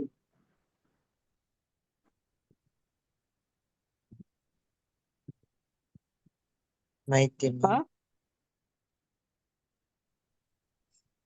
மைத்தினி. கணவன்ட சகோதரி. கணவன்ட சகோதரி யாரு? மைத்தினி. Z தெரியாது. கணவன்ட சகோதரியா டி. ஓ, கணவன்ட சகோதரி யாருடா? Very good, மைத்துனி. கணவன்ட சகோதரி மைத்துனி. சரி, சி என்பவர் எக்ஸிற்கு என்ன உறவு முறை? சி என்பவர் எக்ஸிற்கு என்ன உறவு முறை?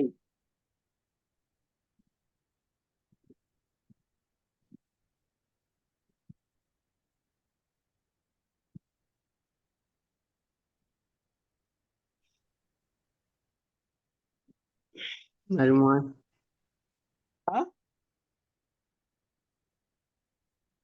சி என்பவர் எக்ஸிற்கு என்ன உறவு முறை? மாமா. எக்ஸ் பாருங்க, மாமா. எக்ஸ் வந்து மாமா. தாயுடைய சகோதரன். தாயுடைய சகோதரன் யாரு? மாமா மாமா. மாமா. மாமா என்னது யோசிக்க? மாமா. சோ ஆன்சர் மாமா. சோ இது விளங்கிட்டு, அந்த வரைவு போடுறது விளங்கிட்டா அப்ப எல்லாருக்கும்? வரைவு போடுறது விளங்கிட்டா? ஓம் சார். ஓகே, இப்ப கேள்வியே செய்வோம் பாருங்களா. சரி, இப்ப பாருங்க, அந்த குடும்பத்திலே ABCDEF என்ற 6 உறுப்பினர்கள் உள்ளனர். ஏயும் பியும் திருமணம் முடித்துள்ளதோடு, அப்ப திருமணம் முடிச்சா எப்படி போடுவோம் நாங்க? திருமணம் முடிச்சா நேர்கோடு. ஏயும் பியும் திருமணம் முடித்துள்ளதோடு ஏ கணவர் ஆவார். ஏ கணவர் என்றா பி யார்? அப்ப மனைவி. என்ன அவ மனைவிண்டா என்ன மைனஸ் தானே? பி வந்து மைனஸ்.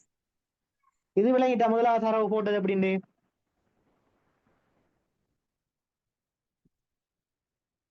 ஓகே, விலங்கலட சொன்னா கேளுங்களா? விலங்கலட்டி கேளுங்க. சீன மகன் டி ஆவார். சீன மகன் யாரு? சீனது மகன் டி ஆவார். மகன்டா பிளஸ், மகன்டா ஆண் தானே? மகன் டி ஆவார். அவர்ண்டா அவர்ண்டா டி. டி. சியா. சீனது மகன் டி ஆவார். அவர் டி சார். டி. அந்த டி வந்து என்னையா? டி ஏனது ஒரே ஒரு சகோதரன் ஆவார். ஏட சகோதரனாம். சகோதரன் அப்படி போடுவோம். 2 அம்புக்குறி வந்ததுன்னா ஏட சகோதரன் தான் டி. அப்ப இவங்களோட பெற்றோர் யாரு? டி. சி. சரி, நான் கொஞ்சம் கீழே எழுதுறேன்னா ஏ பி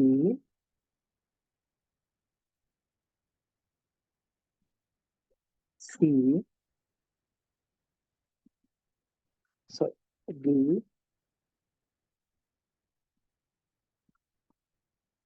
சி.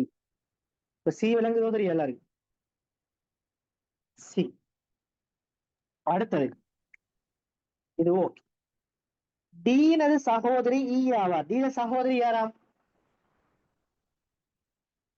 சகோதரி எப்படி வரும்? சகோதரி எப்படி வரும்? இரண்டாம் இதர சகோதரி ஈ ஆவார். சரியா?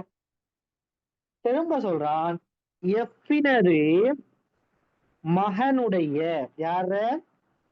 எஃபுட மகண்ட மனைவி யாராம்? பி. டி ஆவார். ரைட்டா விஷயம்? சாரி, எஃபிண்ட மகண்ட மனைவி பி ஆவார். பி வந்து யார மனைவி? ஏண்டு.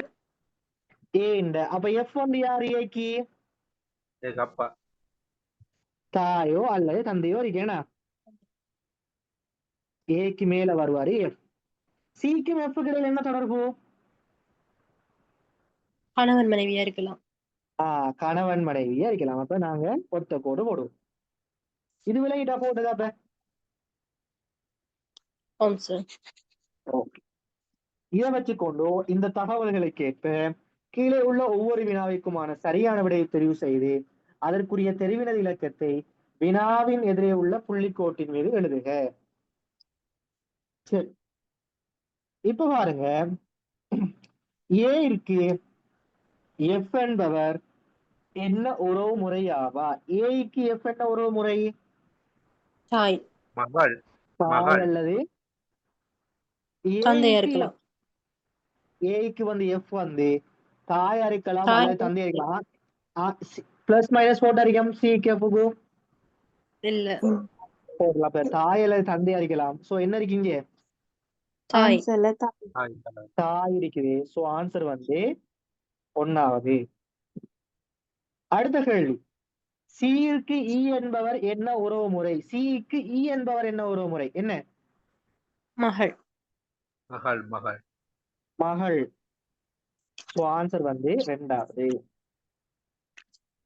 பி இருக்கு. சி என்பவர் என்ன உறவு முறை? மனைவி. இல்ல, பிக்கு சி கணவனின் தந்தை. மாமி. மனைவியின் கணவனின் தந்தை. தந்தை. மாமி மனைவியின் தந்தை. மனைவியின் தந்தையா? கணவனின் தந்தை. கணவனின் தந்தை. ஏதான சாரி, கணவன்? கணவனின் கணவனின் தந்தை. கணவனின் தாய் கணவனின் தாய் அல்லது தந்தை இருக்கணும். சோ ஆன்சர் என்ன இருக்கு? தந்தை இருக்குது. தந்தை. ஆன்சர் வந்து 2. சீருக்கு எஃப் என்பவர் என்ன உறவு முறை? சிக்கு எஃப் என்ன உறவு முறை? மனைவி. மனைவி. ஆன்சர் வந்து 3வது. இந்த குழுவிலே எத்தனை ஆண்கள் உள்ளனர்? எத்தனை பேர் ஆண்கள்? 3. டி ஒரு ஆண், ஏ ஒரு ஆண், சி அல்லது எஃப் ஒரு ஆண் இருப்பாங்க. எத்தனை பேர் ஆண்? 3. 3 பேர் ஆண். எவ்வளவு இலகுவான கேள்வின்னு பாருங்க. கேள்வி லேசா இல்லையா? லேசுதான் சார். இலகுவான ஒரு கேள்வி. இப்ப நாங்க சின்ன சின்ன ட்ரிக்ஸ் தானே இருக்கு இந்த கேள்விகளை செய்யறதுக்கு. ட்ரிக்ஸ படிச்சு கொண்டோம்னா சரி. என்ன கேள்வி வந்தாலும் இப்படி ஒரு வரை கொண்ட போட்டுட்டோம்னா ஈஸியா இருக்கு. சரி, அடுத்து என்ன கேள்வி செய்வோம்?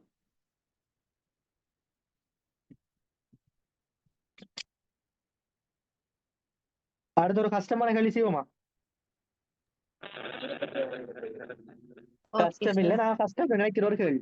சரி, 21 தொடக்கம் 25 வரையான கேள்வியை செய்வோம். பாருங்களா, லேசான ஒரு கேள்வி. 21 தொடக்கம் 25 வரை உள்ள வினாக்கள் அறைகளை உடைய பாத்திரம் ஒன்றில் இரசாயன தொகுதிகள் வைக்கப்பட்டுள்ள முறை தொடர்பான கீழே உள்ள தகவல்களை அடிப்படையாக கொண்டவை. ABCDE என்ற இரசாயன திரவ வகைகள் 5 சேகரித்து வைப்பதற்காக தயாரித்த 19 அறைகளை கொண்ட பாத்திரம் ஒன்று கீழே காட்டிய உருவில் உள்ளவாறு அமைந்துள்ளது. என்னையா? இது ஒரு பாத்திரம் உண்டா. இந்த பாத்திரத்துல 5 இரசாயன திரவங்களை வைக்கணுமா? என்னடா 5 திரவங்கள்? ABCD என்ற 5 இரசாயன திரவங்கள். எத்தனை அறைகள் இருக்குது? 19 அறைகளை கொண்ட பாத்திரம். சில உங்களுக்கு தெரியுமா, சில இரசாயன திரவங்களோட சில இரசாயன திரவங்களை வைக்கிறா. வச்சு என்ன செய்யும்? பக்கத்துல வச்சோம்னா மாற்றங்களுக்குள்ளாகும். சோ மாற்றங்களுக்குள்ளாகும். ரெண்டு சேர்ந்து கலந்து மாற்றங்களுக்குள்ளாகும். சோ அந்த அதை யோசிச்சு பாருங்க. இப்ப நாங்க சில கேள்விகள் வரும்போது எங்க வாழ்க்கையோட சம்பந்தப்படுத்தி பார்த்தா சரி. இந்த பாத்திரத்தில் 5 இரசாயன திரவங்கள் வைக்கப்பட்டிருப்பது கீழே உள்ள நிபந்தனைகளுக்கு ஏற்றவாறாகும். ஏ என்ற திரவம் 5 அறைகளிலும், ஏ என்ற திரவம் எத்தனை அறையில? 5 அறைகளிலும். பி என்ற திரவம் 3 அறைகளிலும். பி என்ற திரவம் எத்தனை அறையில? 3 அறைகளிலும். சி என்ற திரவம் 5 அறைகளிலும், சி 5லையும். டி என்ற திரவம் 4 அறைகளிலும், இ என்ற திரவம் 2 அறைகளிலும் வைக்கப்பட்டுள்ளன. ஏ வைக்கப்பட்டுள்ள இது சரிதானே? முதலாவது தர ஓகேவா? ஓகே. சில விஷயங்களை இப்படிதான் எக்ஸாம் பேப்பர்ல நான் எப்படி செய்வேன்னு இப்படிதான் செஞ்சு காட்டுறேன் உங்களுக்கு. எக்ஸாம் பேப்பர் வாங்கின உடனே சில விஷயங்களை ஹைலைட் பண்ணி வைங்க, பேனையால போர்டு பண்ணி வைங்க. சோ இது முக்கியமான விஷயங்கள். வாய்ச்சிட்டு போகவே நான் கேள்வியில ஹைலைட் பண்ணி வச்சா லேசுங்களே. சரி, ஏ வைக்கப்பட்டுள்ள 2 அறைகள் ஒன்றுக்கொன்று அடுத்து வர முடியாது. என்னையா? ஏ வந்து எத்தனை அறைகள்ல வைக்கப்பட்டிருக்கு? 5 அறைகள்ல வச்சப்பட்டிருக்குது. ஆனா ஒன்றுக்கொன்று அடுத்து வர முடியாது என்று சொல்லியா. சோ இப்ப பாருங்க, இங்க பாருங்க எத்தனை ஏ வைக்கப்பட்டிருக்குன்னு பாருங்க. எத்தனை வைக்கப்பட்டிருக்கு? 1 2 3. எத்தனை வைக்கப்பட்டிருக்கு? 3 வைக்கப்பட்டிருக்கு. எத்தனை வைக்கணும்? 2 வைக்கணும். இந்த இடத்துல வைக்கலாமா?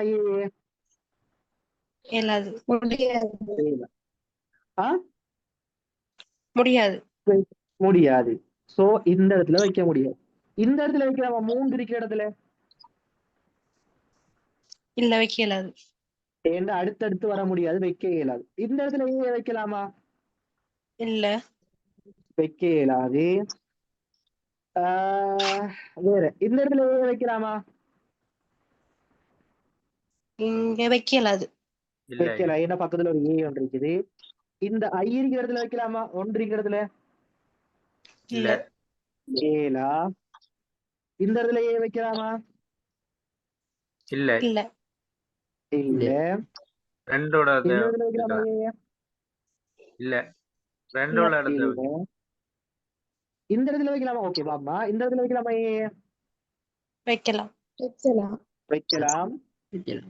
இந்த இடத்துல ஏ வைக்கலாமா? வைக்கலாம். வைக்கலாம். வைக்கலாம். சோ ஏ வைத்த 5 ஏயும் வந்துட்டா, ஆம்.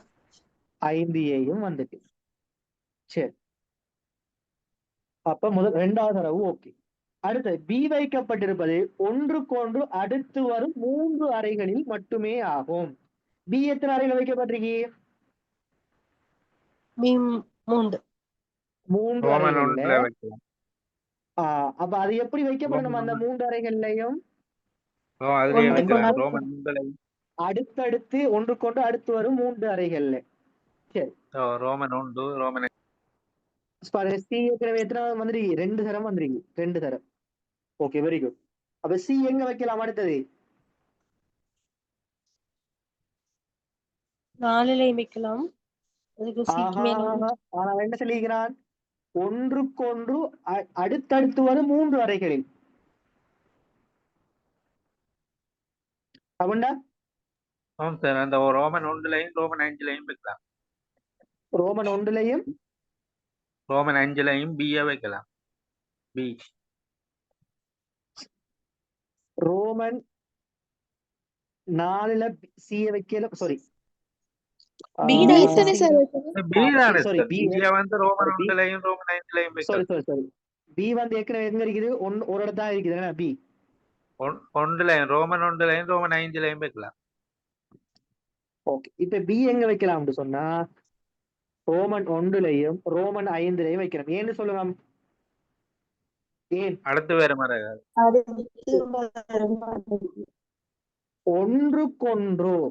ஒன்றுக்கொன்று அடுத்து வரும் 3 அறைகளில் மட்டுமே ஆகும்.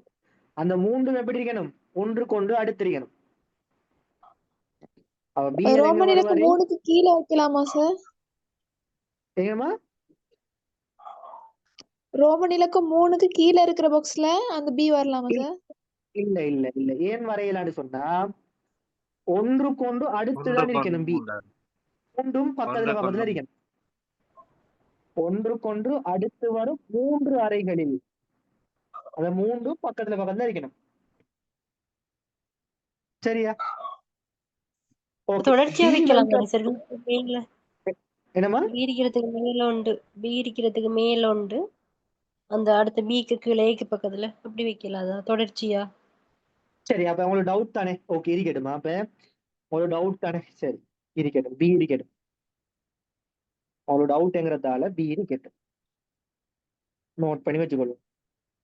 டி வைக்கப்பட்டிருக்கும் 2 அறைகளுக்கு அடுத்ததாகவும் மத்தியிலும் அமைந்துள்ள அறைகளில் மட்டும் இ வைக்கப்பட்டுள்ளது. இ எங்க வைக்கணுமா? இ எங்க வைக்கணுமா? டி இருக்கிற அறைகளுக்கு அடுத்ததா நடுவில் இருக்கும். 2 அறைகளுக்கும் அடுத்ததாகவும் மத்தியிலும். அப்ப டி 2க்கு மத்தியில தான் யார் இருப்பா? இ இருப்பாரு. டி எத்தனை அறைகள்ல இருக்குது? டி 4 அறைகள்லயும் இ வந்து எத்தனை அறைகள்ல இருக்குது? 2 அறைகள்லயும் இருக்குது. சரி, இப்ப ஈய கொண்டு வந்து எங்க வைக்கிற? ஈய வைக்கணும். எங்க வைக்கிற சொல்லுங்க. கடைசியில ஏக்கு பக்கத்துல. ஓகே, என்னண்டா ஈயர் வந்து எங்க இருப்பாருண்டா? 2 ஈக்கு இடையில தான், டிக்கு இடையில இருப்பாரு. சோ இந்த இதுல டியும் வந்தா 2 டிக்கு இடையில இருப்பாரு. ஏற்கனவே 2 டி வந்துட்டு இன்னும் 2 டி வரணும். சோ 2 டிக்கு இடையில தான் ஈயர் இருப்பாரு. சோ இந்த டி இங்க வருவாரு. அடுத்த டியர் இங்க வந்து இந்த இடத்துல ஈயர் வருவார். இது விளங்கிட்டா கடைசி தரவு? Okay sir. கடைசி தரவு ஓகே தானே அப்ப எல்லாருக்கும்? ஆ. ஓகே, அது ஓகே. இப்ப பியர் எங்க வருவாரு? பியர் எங்க வருவாருன்னு சொன்னா அடுத்தடுத்து 3 அறைகளில், ஒன்றுக்கொன்று அடுத்துள்ள 3 அறைகளில், அந்த 3 அறையும் ஒன்று கொண்டு அடுத்து அறிக்கணும். சோ 1லையும் 5லையும் தான் வருவாரு பியரு. அப்ப ஓகே சார். பியர் வேலையும் முடிஞ்சு. சி எத்தனை அறைகள்ல வரணும்? சி 5. வந்து 5 அறைகள்ல வரணும். எத்தனை அறைகள்ல வந்துருக்கு? 2. இன்னும் எத்தனை அறையில வரணும்? 3 அறைகள் அறைகள்ல வந்துருக்கு வரணும். சார். சி. 3 அறைகள்ல வந்துருக்கு. இன்னும் எத்தனை அறைகள்ல வரணும்? 2 அறைகள்ல வரணும். சி சி நிரப்பிட்டோமா நாங்க? ஃபில் பண்ணிடும். இப்ப 1 என்ற குறியீட்டினால் குறியிடப்படும் அறையினுள் வைக்கக்கூடிய இரசாயன திரவம் இருக்க முடிவது எது? எது? பி. ஒன்றுக்குள்ள எதை வைக்கிற? ஒன்றுக்குள்ள பி பி பி. 2 என்ற குறியீட்டினால் குறிப்பிடப்படும் அறையினுள் வைக்கக்கூடிய இரசாயன திரவம் 2க்குள்ள எதை வைப்போம்? யாரு? ஏ. ஏறு. ஆன்சர் வந்து 1வது. 3 என்ற குறியீட்டினால் குறிப்பிடப்படும் அறையினுள் வைக்கக்கூடிய இரசாயன திரவம் எது? 3க்குள்ள எதை வைப்போம்? டி. டி. டி 4 என்ற குறியீட்டினால் குறிப்பிடப்படும் இலக்கத்துக்குள்ள 4க்குள்ள எதை வைப்போம்? இ. இ. சோ 5வது. 5 என்ற குறியீட்டினால் குறிப்பிடப்படும் அறையினுள் வைக்கக்கூடிய இரசாயன திரவம் 5க்குள்ள பி. இதுவும் பி தான். பாருங்க எவ்வளவு இலகுவான ஒரு கேள்வி. என்ன கஷ்டம் இருக்கு? ஒரு கஷ்டமும் இல்லை. நாங்க நினைச்சிட்டு இருக்கிற உழைச்சார்பு கஷ்டமான பாடம், மெட்ஸ் படிச்சதை அதை செய்யலாம், அப்படிலாம் ஒன்றுமே இல்லை. சின்னொரு நாங்க ஸ்காலர்ஷிப்ல படிச்சது, ஏ லெவல் கொமன் ஜெனரல் டெஸ்ட்ல செஞ்சது அதுகள் தான். சரி, என்ன கேள்வி செய்வோம் அடுத்தது? பாப்பா கொஞ்சம் நீங்களா என்ன கேள்வி ஒன்று சரி உறவுமுறை கேள்வி இருக்கு. ஒரு முறை கேள்வி செஞ்சிட்டோம். இல்ல வேற ஒன்று இந்த எப்படி எப்படி கணித செய்திகளோட தொடர்பான கேள்வி. ஓகே. 41 தொடக்கம் 45 வரை உள்ள ஒவ்வொரு வினாவிற்குமான சரியான விடையை தெரிவு செய்து அதற்குரிய தெரிவின் இலக்கத்தை வினாவின் எதிரே உள்ள புள்ளிக்கோட்டின் மீது எழுதுக.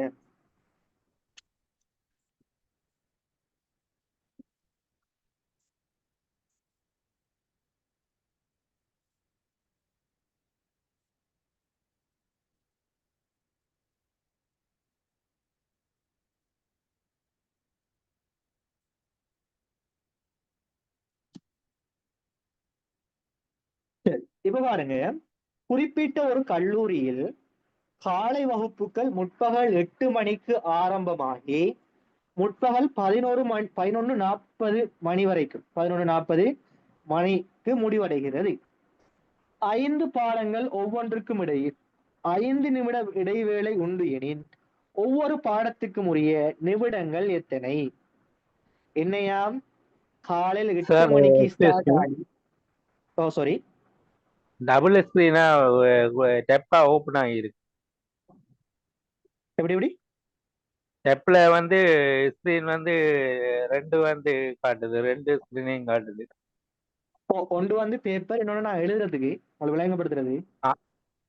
என்னடா சின்ன நாயர் கழுத்ததா விளங்க முடியல.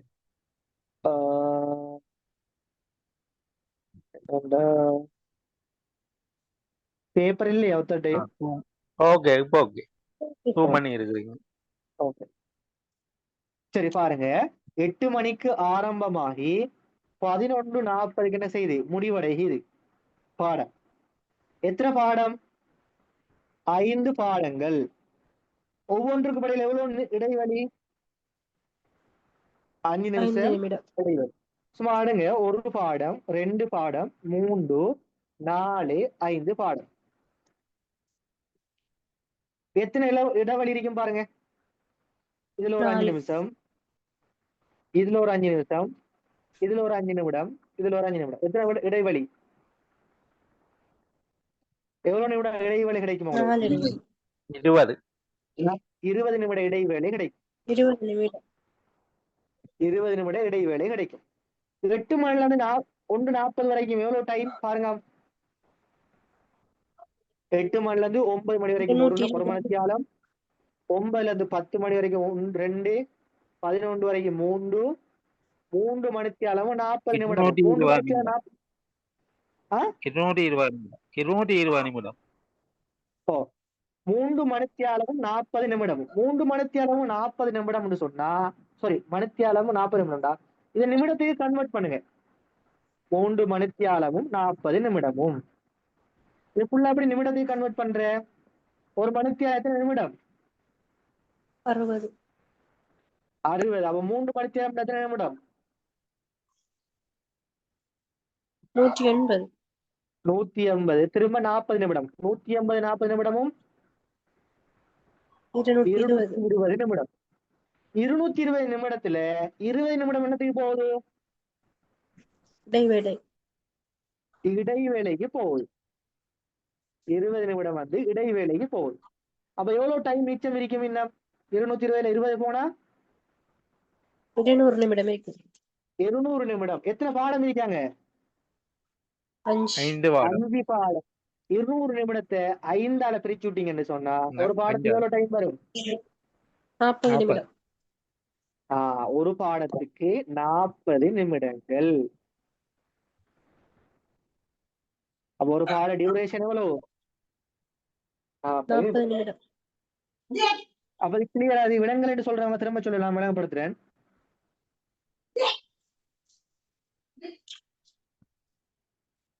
விலங்கல் என்று சொல்றவங்க யாராவது?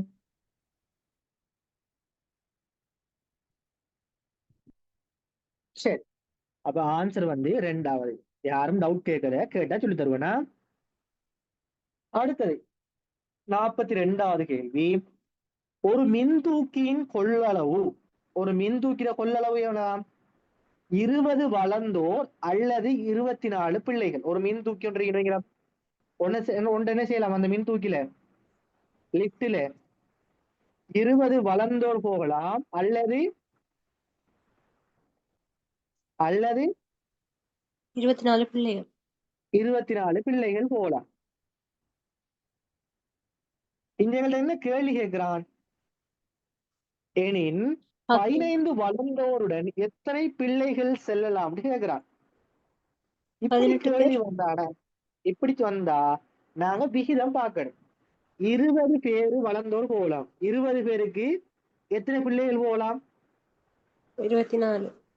24. 20க்கும் 24 விகிதம் என்ன வரும்? 10க்கு 12 போடலாம் தானே சார்? 5 சுருக்கலாம். இன்னும் 5 5 சுருக்கலாம். 5 சுருக்கலாம். என்ன சாரி, 4 சுருக்கலாம். 4 சுருக்கினீங்கன்னு சொன்னா 5. 24 4 சுருக்கினீங்கன்னு சொன்னா 6. 5 வளர்ந்தோர் போற இடத்துல எத்தனை பிள்ளைகள் போகலாம்? 6 பிள்ளைகள். 6 பிள்ளைகள். 5 வளர்ந்தோர் போற இடத்துல 6 பிள்ளைகள் போகலாம். இது எங்களுக்கு விளங்குது.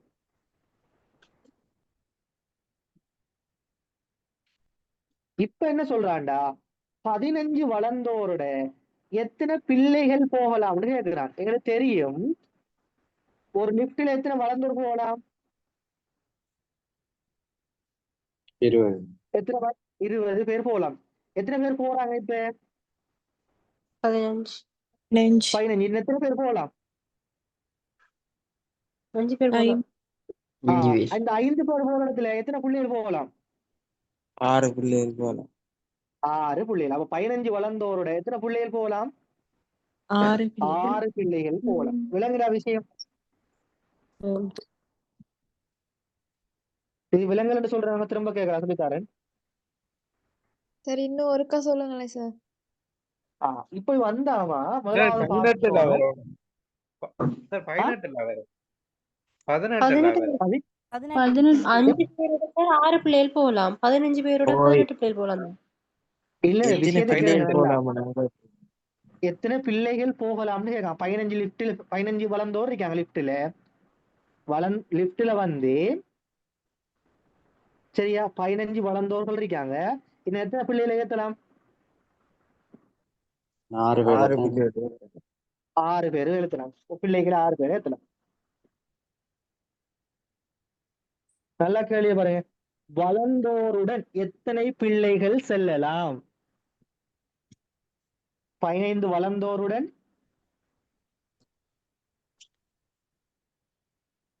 ஓகேவா? ஹலோ சார், ஓய். 5 வளர்ந்தோருடன் தானே 6 பிள்ளைகள் போகலாம்.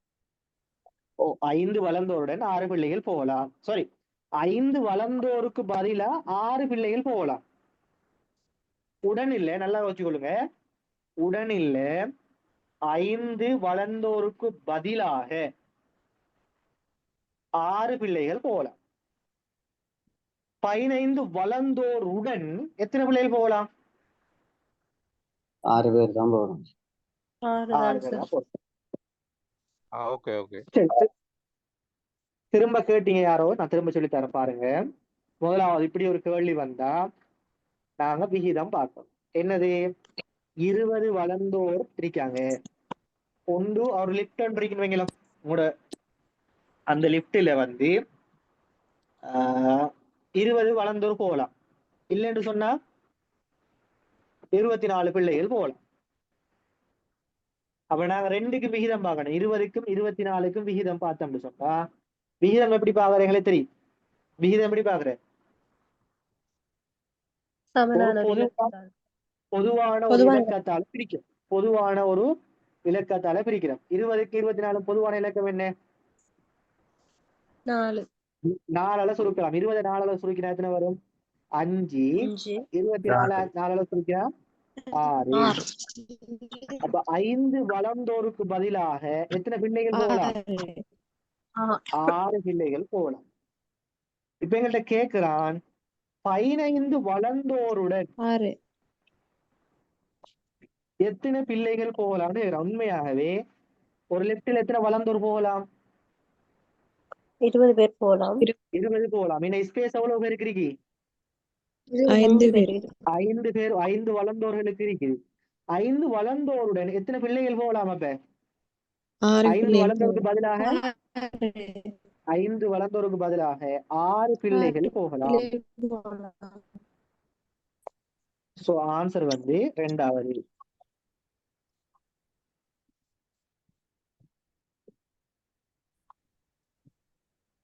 சரியா?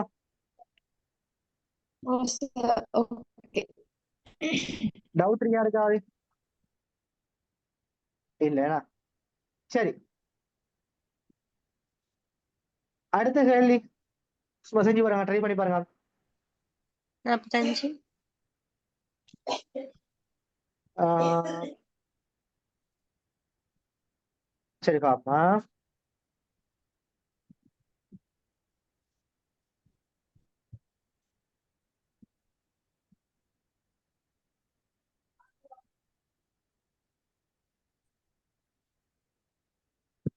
ஐம்பது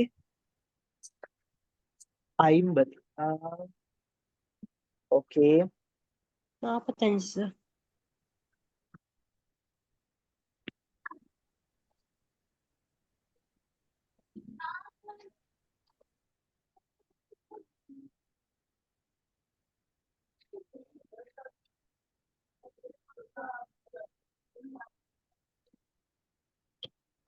சரி. இது எப்படி செய்யறேன்டா? ஹேண்ட் ஷேக் வந்து எப்படி செய்யறேன்னு சொன்னா இலகுவானது, ஒன்றுமே இல்லை. கொண்ட குறைச்சு போட்டு எல்லாத்தையும் கூட்டுறாங்க சார். Very good. எத்தனை பேர் இருக்காங்க? 10 பேர். 10 பேர். 10 பேர். சும்மா உதாரணத்துக்கு நான் உங்களுக்கு விளங்குறதுக்கு சொன்ன ஒரு விஷயம் சொல்லி தரேன்னா, இப்ப ஏயர் இருக்காரு, பியர் இருக்காரு, சியர் 3 பேர் இருக்காங்க. இந்த 3 பேரும் கை குலுக்கி கொண்டாங்கண்டா, ஹேண்ட் ஷேக் பண்ணி கொண்டாங்கண்டா, எத்தனை கை குலுக்கல்கள் இடம்பெறும்? 3 ஏயரும் பியரும் கை குலுக்குவாங்க. 3 திரும்ப ஏரும் சியரும் கை கொடுப்பாங்க. வேற சிஎம்பி பியும் சியும் சிஎம் பி கை கொடுக்கி கொள்வாங்க. 3 கை கொடுக்கும். எப்படின்னா இது எப்படி லேசா செய்யறேன்னு சொன்னா எத்தனை பேர் இருக்காங்க? 3 பேர் தானே. 3 கரை 3ல இருந்து 1 கழிச்சா 2 2. அதை பிரிக்கணும் 2ஆல. 2ஐயும் வெட்டலாம். எத்தனை கை குலுக்கள் இடம்பெறும்? 3 கை குலுக்கள் இடம்பெறும். அப்ப இங்க 10 பேர் இருக்கான்னு சொன்னா 10 தர 10 தர 9 கீழே 2.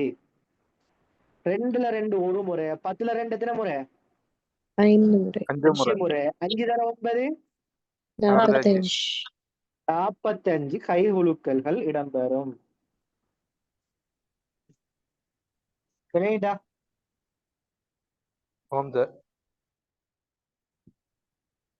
ஓகே, அடுத்த கேள்வி. 49 மாணவர்களை கொண்ட ஒரு வகுப்பில் இதே சும்மா லெட்டர் அனுப்புறாங்க அல்லது பரிசுகளை பரிமாறிக்கொண்ட கைகுலுக்கள் இல்லாம பரிசுகளை பரிமாறிக்கொண்டனர். எத்தனை பரிசுகள் பரிமாறிக்கொள்வாங்க? 90.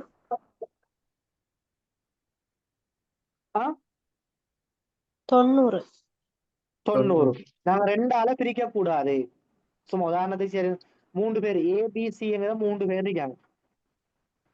ஏபிசிங்கிற 3 பேர் இருக்காங்க. இவங்க 3 பேர் என்ன செய்யறாங்கன்னு சொன்னா ஒரு வகுப்புல படிக்கிறாங்க. படிச்சுட்டு கடைசியில வெளியாகிற போது ஃபேர்வெல் டைம்ல தங்களோட கடிதங்களை பரிமாறிக்கொள்றாங்க. எத்தனை கடிதங்களை பரிமாறிக்கொள்வாங்க? 6. 6. ஏண்டா ஏரு பிஏரு கொடுப்பாரு, திரும்ப ஏரு சிஏரு கொடுப்பாரு, பிஏரு ஏரு கொடுப்பாரு, பிஏரு சிஏரு கொடுப்பாரு, சிஏரு ஏரு கொடுப்பாரு, சிஏரு பிஏரு கொடுப்பாரு. எத்தனை வாழ்த்து மடல்கள் பரிமாறிப்படும்? 6. அப்ப இதை எப்படி செய்யறேன்னு சொன்னா எத்தனை பேர் இருக்காங்க? 3 பேர். 3 சர 2 எவ்வளவு? 6. இத 2ஆல பிரிக்கிறல. 2ஆல எப்ப பிரிக்கிற? கைகுலுக்கல் கைகுலுக்கல் கட்டி அணைத்தல் அப்படிகள் வந்தா மட்டும்தான் 2ஆல பிரிப்போம். விஷயம் பண்ணிட்டாங்க உங்களுக்கு.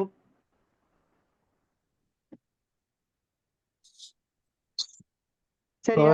கைகுலுக்கல் கட்டி அணைத்தல் வந்தா 2ஆல பிரிப்போம். அல்லது பரிசுகளை பரிமாறிக்கொள்றது, வாழ்த்து மடல்களை பரிமாறிக்கொள்ற அங்க 2ஆல பிரிக்க மாட்டோம். சரி, அடுத்த கேள்வி. 49 மாணவர்களை கொண்ட ஒரு வகுப்பில் முதல் மாணவனிலிருந்து 16ஆம் நிலையில் பீட்டர் இருக்கிறான் எனின் இறுதி மாணவனிலிருந்து பீட்டரின் நிலை என்ன? வகுப்புல 49 பேர் இருக்காங்களாம். 49 பேர்ல பீட்டர் எத்தனாவது இருக்கணும்? 16ஆவது இருக்கணும். முதல்ல இருந்து 16ஆவது. பீட்டருக்கு முன்னுக்கு எத்தனை பேர் இருப்பாங்க? அப்ப 15 பேர் 15 பேர். பீட்டருக்கு பின்னுக்கு அப்ப எத்தனை பேர் இருப்பாங்க?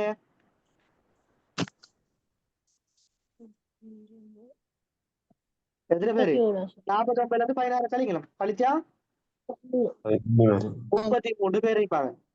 இப்ப கேள்வி என்ன கேட்கிறான்? இறுதி மாணவனிலிருந்து பீட்டருடைய நிலை என்ன? பீட்டருக்கு பின்னுக்கு 33 பேர் இருக்காங்க. அப்ப 33ல இருந்து பீட்டர் நிலை எத்தனாவது? 34வது. விளையாட்டா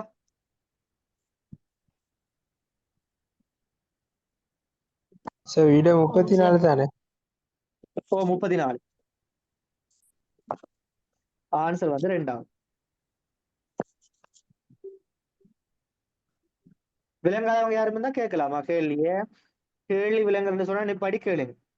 அடுத்தது 45வது கேள்வி. மணியம் வீட்டிலிருந்து புறப்பட்டு வடகிழக்கு திசையை நோக்கி, அப்ப திசைகளை பத்தி எங்களுக்கு தெரியும். திசைகள் எங்களுக்கு தெரியுமா? பாருங்க, இது வடக்கு, கிழக்கு, தெற்கு, மேற்கு. என்னையா, மணியம் வீட்டிலிருந்து புறப்பட்டு வடகிழக்கு திசையை நோக்கி. இது ஒரு வீடுன்னு வைக்கலாம், மணியம்ன்ற வீடு. வடகிழக்கு திசை நாங்கள வடக்கு கிழக்கு. இப்படி இந்த திசையில எவ்வளவு தூரம் போறாரு? 100 மீட்டர். 200 மீட்டர் சென்ற பின் அங்கிருந்து வடமேற்கு திசையில், இங்கிருந்து எங்க வடமேற்கு. வடமேற்கு, அப்ப எப்படி இப்படி வடமேற்கு திசையில் 200 மீட்டர் சென்றான். இங்க 200 மீட்டர் போறாரு. தற்போது மணியம் நிற்கும் இடத்திற்கு வீடு எத்திசையில் இருக்குது. அப்ப வீடு எந்த திசையில இருக்கும்? தெற்கு. தெற்கு திசையில. என்ன வீடு தெற்கு திசையில இருக்கு. கீழே பார்த்திருந்தா தெற்கு திசையானே, தெற்கு திசையில் இருக்கும். சோ ஆன்சர் வந்து 1வது கேள்வி. விளையாடா ஓ சார். ஓகே, விலங்குகள் என்ன சொல்றவங்க? சரி. சார் ஓம் விளங்கிட்டு சார். அந்த கை கொழுக்கல்ல அந்த செய்முறை ஒண்ணு செய்தீங்களே சார், அதை மட்டும் கொஞ்சம் லைட்டா சொல்லிவிட முடியுமா சார்? பாருங்கம்மா, இது வீடு தானே, வீடு. வீடுல இருந்து எங்க போறாரு சார்? அது இல்ல சார். நம்ம கை குலுக்கல்கள் பத்தி ஒரு கேள்வி கேட்டாங்க இல்லையா சார்? ஓ, அதுல ஒரு செய்முறை கேள்வி விளங்கிட்டு சார். ஒரு செய்முறை செய்தீங்களா, அதை மட்டும் கொஞ்சம் சொல்லிவிடுங்களேன் சார். கை உழுக்கல் அப்படின்னு சொன்னா எத்தனை பேர் கேட்கிறான்? உதாரணம் 10 பேர் கேட்டான்னு சொன்னா 10ல இருந்து 1 கழிச்சா 2, சாரி 9. இதை 2ஆல பிரிக்கிற. சரியா? இது கைகுலுக்கல் அல்லது கட்டி அணைத்தல். இப்படி வந்து பரிசுகளை பரிமாறுதல் அல்லது வாழ்த்து மடல்களை பரிமாறுதல். இப்படி வந்தா 10 பேர் சந்தாண்டா 10ல இருந்து 1 கழிச்சு 9. சும்மா பிரிக்கிற இல்லையா? இத பிரிச்சா எத்தனை வரும்? 90. சரியா? இது 2 தான் இருக்குது இதுல. Okay sir. அடுத்த கேள்வியை பாருங்க. 46 தொடக்கம் 50 வரை உள்ள வினாக்கள் ஏயிலிருந்து யூ வரை உள்ள ஆங்கில எழுத்துக்களினால் அறிமுகம் செய்யப்பட்டுள்ள பட்டதாரி ஆசிரியர் குழுவினரால் அவர்களது வெளிக்கள கடமைகளுக்காக பயன்படுத்தும் வாகன வகைகளை குறிப்பிடும் கீழே உள்ள உருவப்படத்தை அடிப்படையாக கொண்டவை. என்னையா?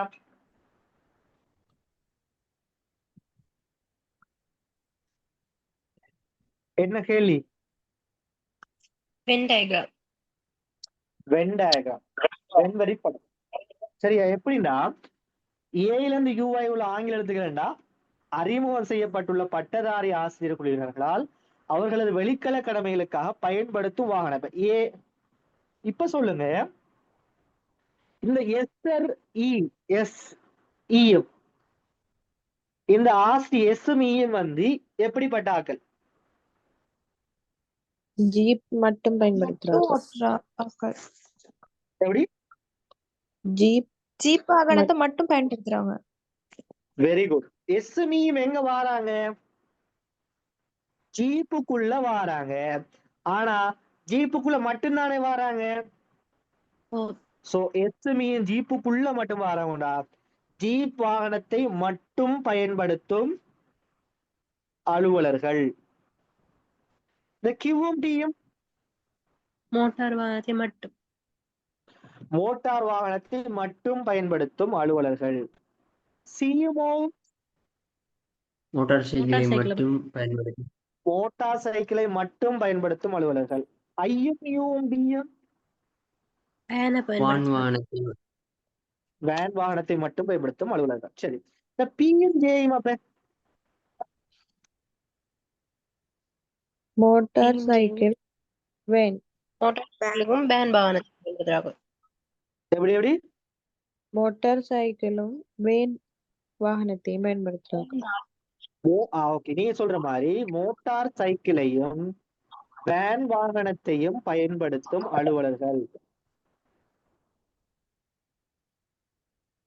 சரி, இப்ப என்ன சொல்லுங்க, மோட்டார் சைக்கிளையும் வேன் வாகனத்தையும் பயன்படுத்தும் அலுவலர்கள் யார்? மோட்டார் சைக்கிளையும் வேன் வாகனத்தையும் பயன்படுத்தும் அலுவலர்கள் யார்? TH. டி ஆ? TH. TH ஆ?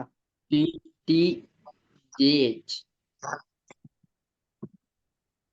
மோட்டார் மோட்டார் வாகனம் சைக்கிளையும் நல்லா கேள்வியை பாத்தீங்களா? Motor PG. சைக்கிளையும் வேன் வாகனத்தையும் பயன்படுத்தும் அலுவலர்கள்.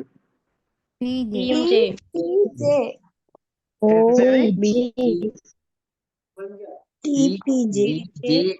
ஆமா, பாருங்க, மோட்டார் வாகனத்தையும் 3 பேர் இருக்காங்க பாருங்க. வேன் வாகனத்தையும் மோட்டார் சைக்கிளையும் பயன்படுத்துற எத்தனை பேர் இருக்காங்க? 2க்கும் பொதுவா வரதானே? D B J. ஆனா நீங்க என்ன சொன்னீங்க? பி நான் கேட்டதுக்கு நீங்க என்ன சொன்னீங்க?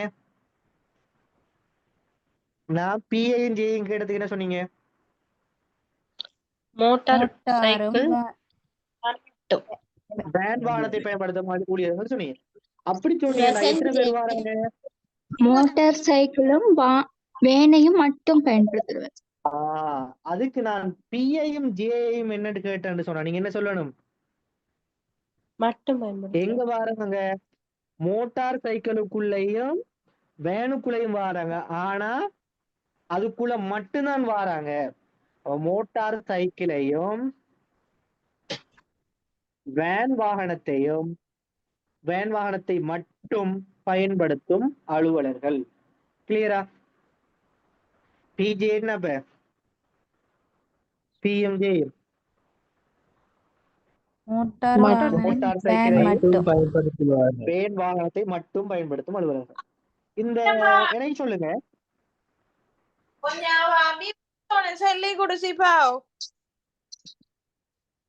கொஞ்சம் மைக்க மியூட் பண்ணிட்டு கதைங்களா? அடுத்தது, ஜீப் வாகனத்தையும் மோட்டார் வாகனத்தையும் பயன்படுத்தும் அலுவலர்கள். சொல்லுங்க. இப்ப கேக்குறேன் கேள்வி உங்கள்ட்ட. ஜீப் வாகனத்தையும் மோட்டார் வாகனத்தையும் பயன்படுத்தும் அலுவலர்கள்.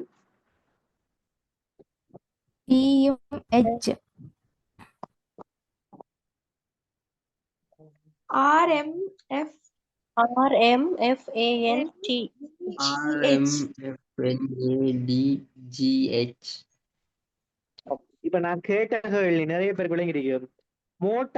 ஜீப் வாகனத்தையும் மோட்டார் வாகனத்தையும் பயன்படுத்துறது 2க்கும் பொதுவானது எது?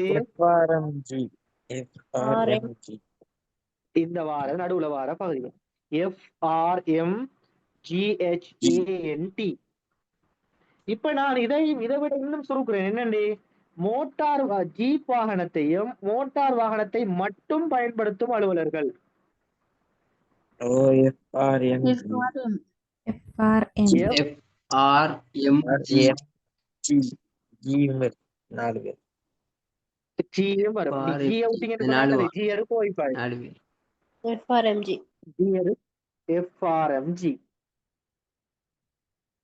சரி, இங்குள்ள 4 வாகனத்தையும் பயன்படுத்துவர் யார்? மட்டும். சரி, அப்ப உங்களுக்கு விளங்கிட்டு நினைக்கிறேன். இப்ப மட்டும் என்கிறது முக்கியமான ஒரு விஷயம். இப்ப எங்கள்கிட்ட அதை வச்சுதான் நிறைய கேள்வி கேட்கிறேன். கேள்வியை பாருங்க. இந்த தகவல்களுக்கு ஏற்ப கீழே உள்ள ஒவ்வொரு வினாவிற்குமான சரியான விடையை தெரிவு செய்க.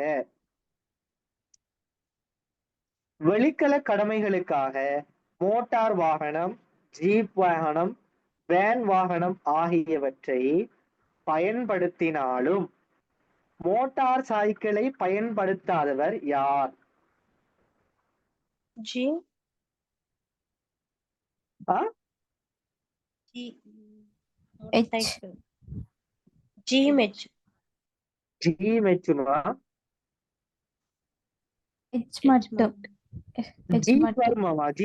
வேன் வாகனத்தை பயன்படுத்துறாரா? வேனை பயன்படுத்துறாரா? சைக்கிள். மோட்டார் வாகனத்தை பயன்படுத்தணும், ஜீப்பை பயன்படுத்தணும், வேன் வாகனத்தை பயன்படுத்தணும். ஆனா என்ன ஓட தெரியப்பட அவருக்கு? சைக்கிள் ஓட Motorcycle. தெரியாத ஆள் யாரு? H. சரி, எச்ச பாருங்க. எச் வந்து மோட்டார் வாகனத்துக்குள்ளேயும் வாராது, வேனுக்குள்ளேயும் வாராது. அடுத்தது சாரி ஜீப்புக்குள்ளேயும் வராது. அடுத்தது வேனுக்குள்ளேயும் வாராது. சைக்கிளுக்குள்ள வாராரா? இல்ல. சைக்கிளுக்குள்ள வரல. அப்ப என்ன கேக்குறான்? மோட்டார் வாகனம், ஜீப் வாகனம், வேன் வாகனம் ஆகியவற்றை பயன்படுத்தினாலும் மோட்டார் சைக்கிளை பயன்படுத்தாதவர் யார்? யாரு? H. சோ ஆன்சர் வந்து 2. எங்களுக்கு இதுல ஆன்சர் எடுக்கிறது முக்கியம் இல்ல, கன்செப்ட நல்லா விளையாடுங்க. என்ன முக்கியமான விஷயம்? மட்டும்ங்கிறது முக்கியம். இதுல SCங்கிறவர்கள் யாரு, QDங்கிறவங்க யாரு, KLங்கிறவங்க யாரு, ANTH இவங்க எல்லாம் யாரு, என்னத்தை பயன்படுத்துறவங்க, எப்படி செல்றவங்களே. சோ இதுகளை மட்டும் தெரிஞ்சுக்கொள்ளும். ஆன்சர் எடுக்கிறவங்களே முக்கியம் இல்லை. ஏன் இதே கேள்வி எக்ஸாமுக்கு வருமா? வராது. இதுல இருந்து படிக்கிற விஷயங்கள், நாங்க எடுத்துக்கொள்ற நாலேஜ் தான் நாங்க எங்க போகிறோம், எக்ஸாமுக்கு கொண்டு போறோம்.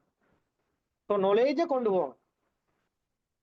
47வது கேள்வி, வெளிக்கல கடமைகளுக்காக ஒரு வகைக்குரிய வாகனத்தை மட்டும் பயன்படுத்தும் எத்தனை அலுவலர்கள் உள்ளனர்? எத்தனை பேரு? 9 ஒரு வாகனத்தை மட்டும். எஸ் பயன்படுத்துறாரு, இயர் பயன்படுத்துறாரு, QD, 8 IU, B, 9 CO. 9.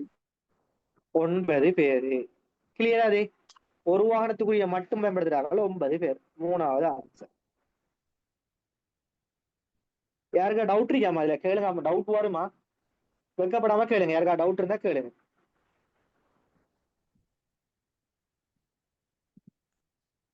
சரி, ஓகே.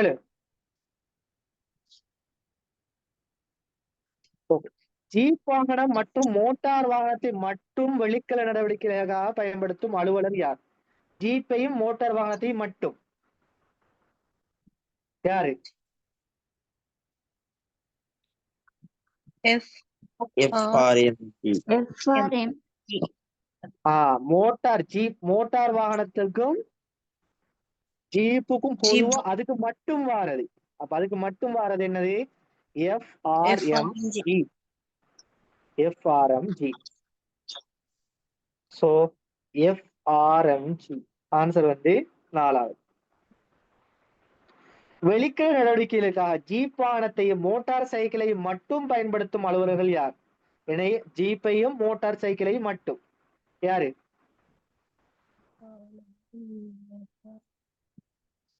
K-யும் KL. பாருங்க, இது ஜீப், இது வந்து மோட்டார் வாகனமா? Motor cycle. Motor cycle. இது இவங்க 2 பேருக்கும் பொதுவா வாரது எது? K-யும் L-ம். இவங்க 2 பேருக்கும் பொதுவா வாரது கொஞ்சம் KL. இந்த துண்டு தானே பொதுவா வாரது.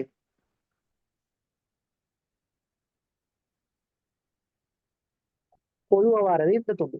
ஆனா 2 பேருக்கும் மட்டும் வரணும். சோ இந்த துண்டுகள் வராது. 2 பேருக்கு மட்டும் பொதுவா வாரது K-யும் L-ம். L-ம். K-யும் L. 2வது. வெளிக்கட கடமைகளுக்காக ஏதாவது இரு வகைக்குரிய வாகனங்களை மட்டும் பயன்படுத்தும். ஏதாவது இரு வகைகளுக்குரிய வாகனத்தை மட்டும் பயன்படுத்தும் அலுவலர்கள் எத்தனை பேர் உள்ளனர்? 2 வகைக்குரிய வாகனத்தை மட்டும் பயன்படுத்துறாங்க எத்தனை பேர் இருக்காங்க? இந்த SC எல்லாம் வர மாட்டாங்க. SQD எல்லாம் வருவாங்களா? வரமாட்டாங்க. இவங்க எல்லாம் யாரு? ஒரு வகைக்குரிய வாகனத்தை மட்டும் பயன்படுத்துறாங்க. இந்த AN எல்லாம் வருவாரா? AN எல்லாம் வருவாரா? இல்ல. AN வருவாரா? A வந்து எப்படிப்பட்டால்?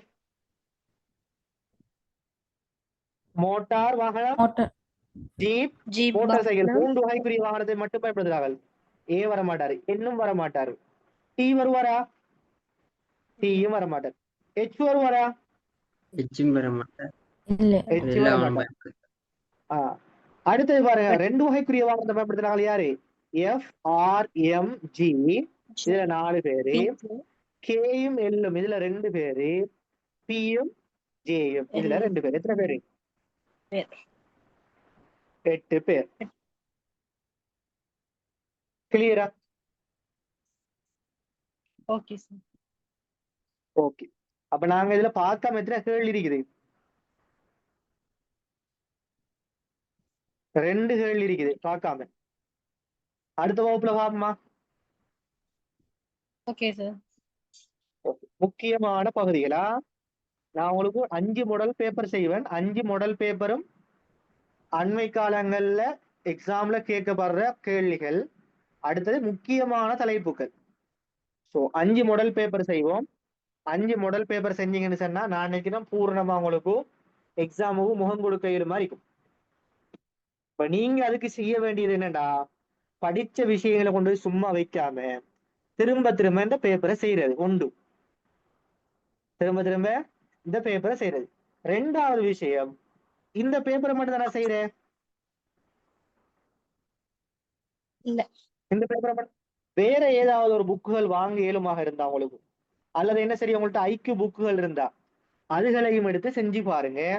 செஞ்சு பார்த்துட்டு உங்களுக்கு என்ன சரி விளங்காம கேள்விகள் இருந்தா எனக்கு வாட்ஸ்அப் நம்பருக்கு ஒரு மெசேஜ் ஒன்று போடுங்க. என்னோட வாட்ஸ்அப் நம்பர் வந்து 077 18 50 54 119. 077 18 54 119. ஏதாவது ஒரு புக் கொண்டு வாங்கி ஐக்யூ செஞ்சு பழகுங்க. செஞ்சு பழகுற போதும் உங்களுக்கு என்ன சரி விலங்கல்னு சொன்னா எனக்கு வந்து ஓகே புக் மீன் என்ன புக், அதாவது என்ன யாரு சரி எழுதின புக் அப்படி என்ன சரி, புக் அப்படி என்ன சரி இதா டீடைல்ஸ். என்ன புக் சரி உதாரணமா என்ன சொன்னா ஒரு ஆள் ஒரு புக் ஐக்யூ புக் எழுதுறது வந்து சுயமா எழுதுகிறா புக்.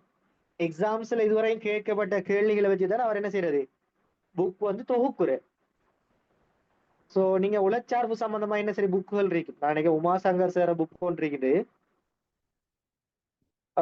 அதுகளை வாங்கிக்கொள்ளும் ஏழுமாக இருந்தா. இருக்கிற 29 28 நாள் தாராளமாக போதும். சோ தெளிவாக படிங்க, தயவு செய்து படிங்க. சரி, குட் நைட். Okay sir. அடுத்த தேங்க்யூ கிளாஸ்ல சார். சந்திப்போம். Thank you sir. Okay, Thank you, sir. welcome.